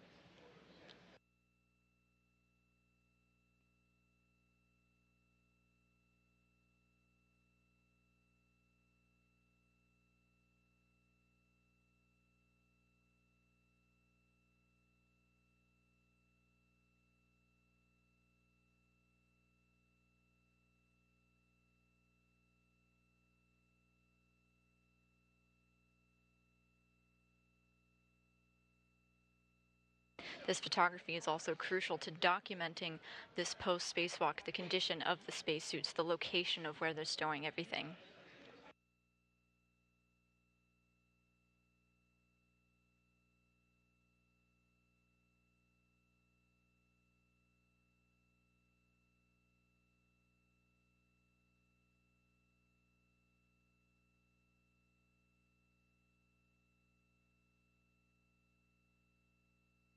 And the helmets are off on our spacewalkers, Nicole Mann on the right and Koichi Wakata on the left, all smiles all around.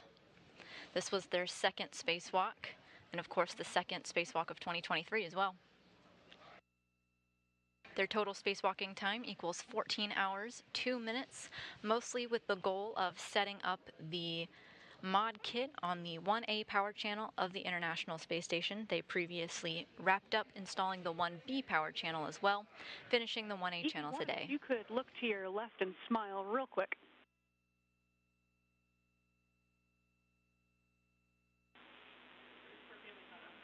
Perfect.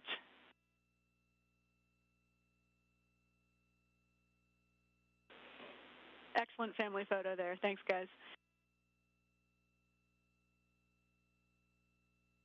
Not only did Nicole Mann and Koichi Wakata finish installing this mod kit to set the stage for future delivery of the IROSA's International Space Station rollout solar arrays for future power upgrades, but they also did a lot of work setting the stage for future spacewalks, bringing in equipment that was farther away, bringing it to the work site for future spacewalks, replacing sticky portable foot restraints and ingress aids with ones that will make the lives just a little bit easier of our future spacewalkers.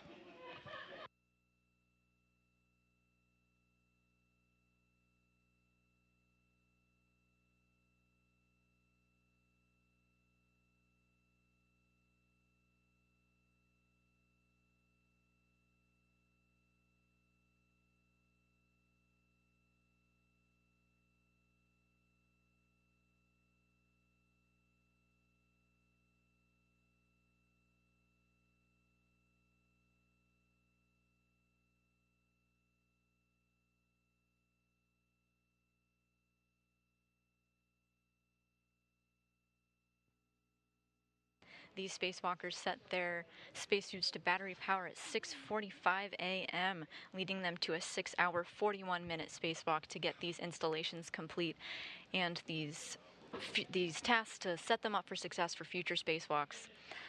Thank you for watching and sending in your questions via Ask NASA.